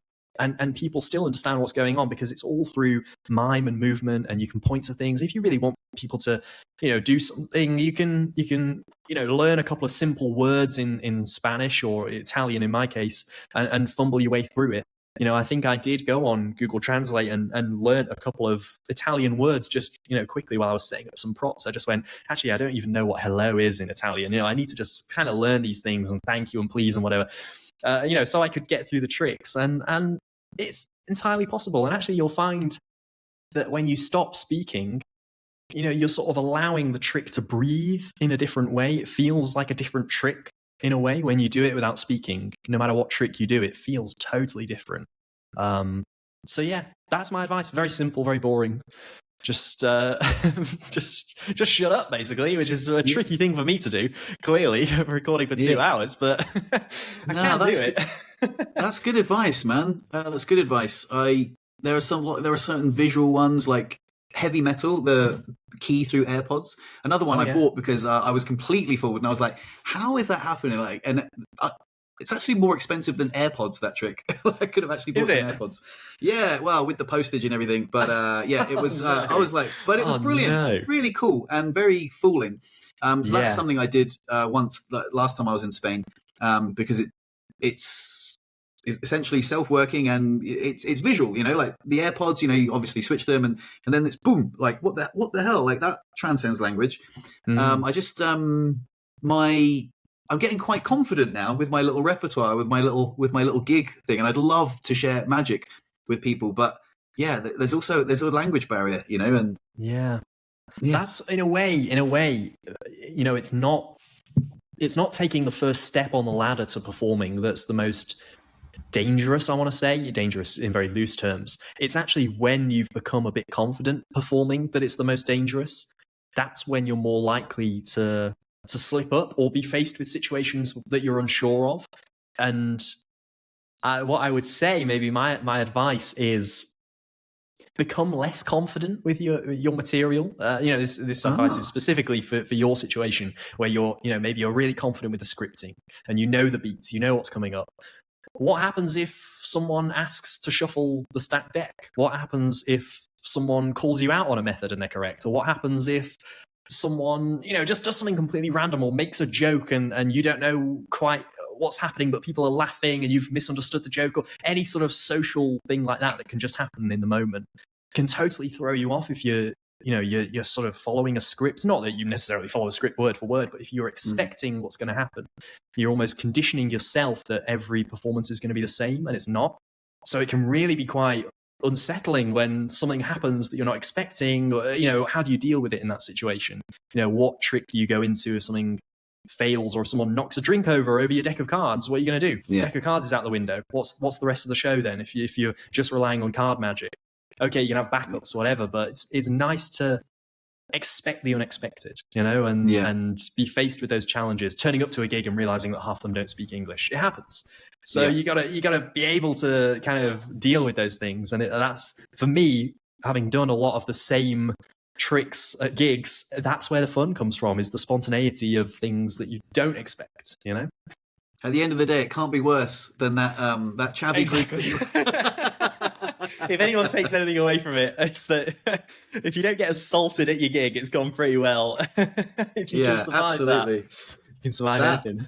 sounded excruciating. Yeah, there can't be anything worse than that. As that, and also I think there's a real power because I work at the supermarket, right? And this is there's little crossovers between like little repetitive encounters that you have a lot, and I've just noticed that if you greet people with a smile, like hey, because I live in France, so I'm like bonjour, vous allez bien, you know, like I have a nice little smile. They instantly like they light up. Most people they light up with a smile. So there's a lot of like non-verbal communication that you can do, which I think goes under the radar. People like worry about scripting, but there's if you're warm and you know rather than focusing on the deck or whatever, just open your body up and you know, I guess be a little bit more relaxed. And like I say, if someone, like I think I said about that lady that lost her passport, you know, oh, that must be terrible. Tell me about that. You know, we don't have to rush into the next trick. Or these guys that I did the last magic gig with, they were loving the fact that they were, you know, tell me about your day. You know, were you skiing? Oh, there was no snow at the end because it's been so sunny, and they had to like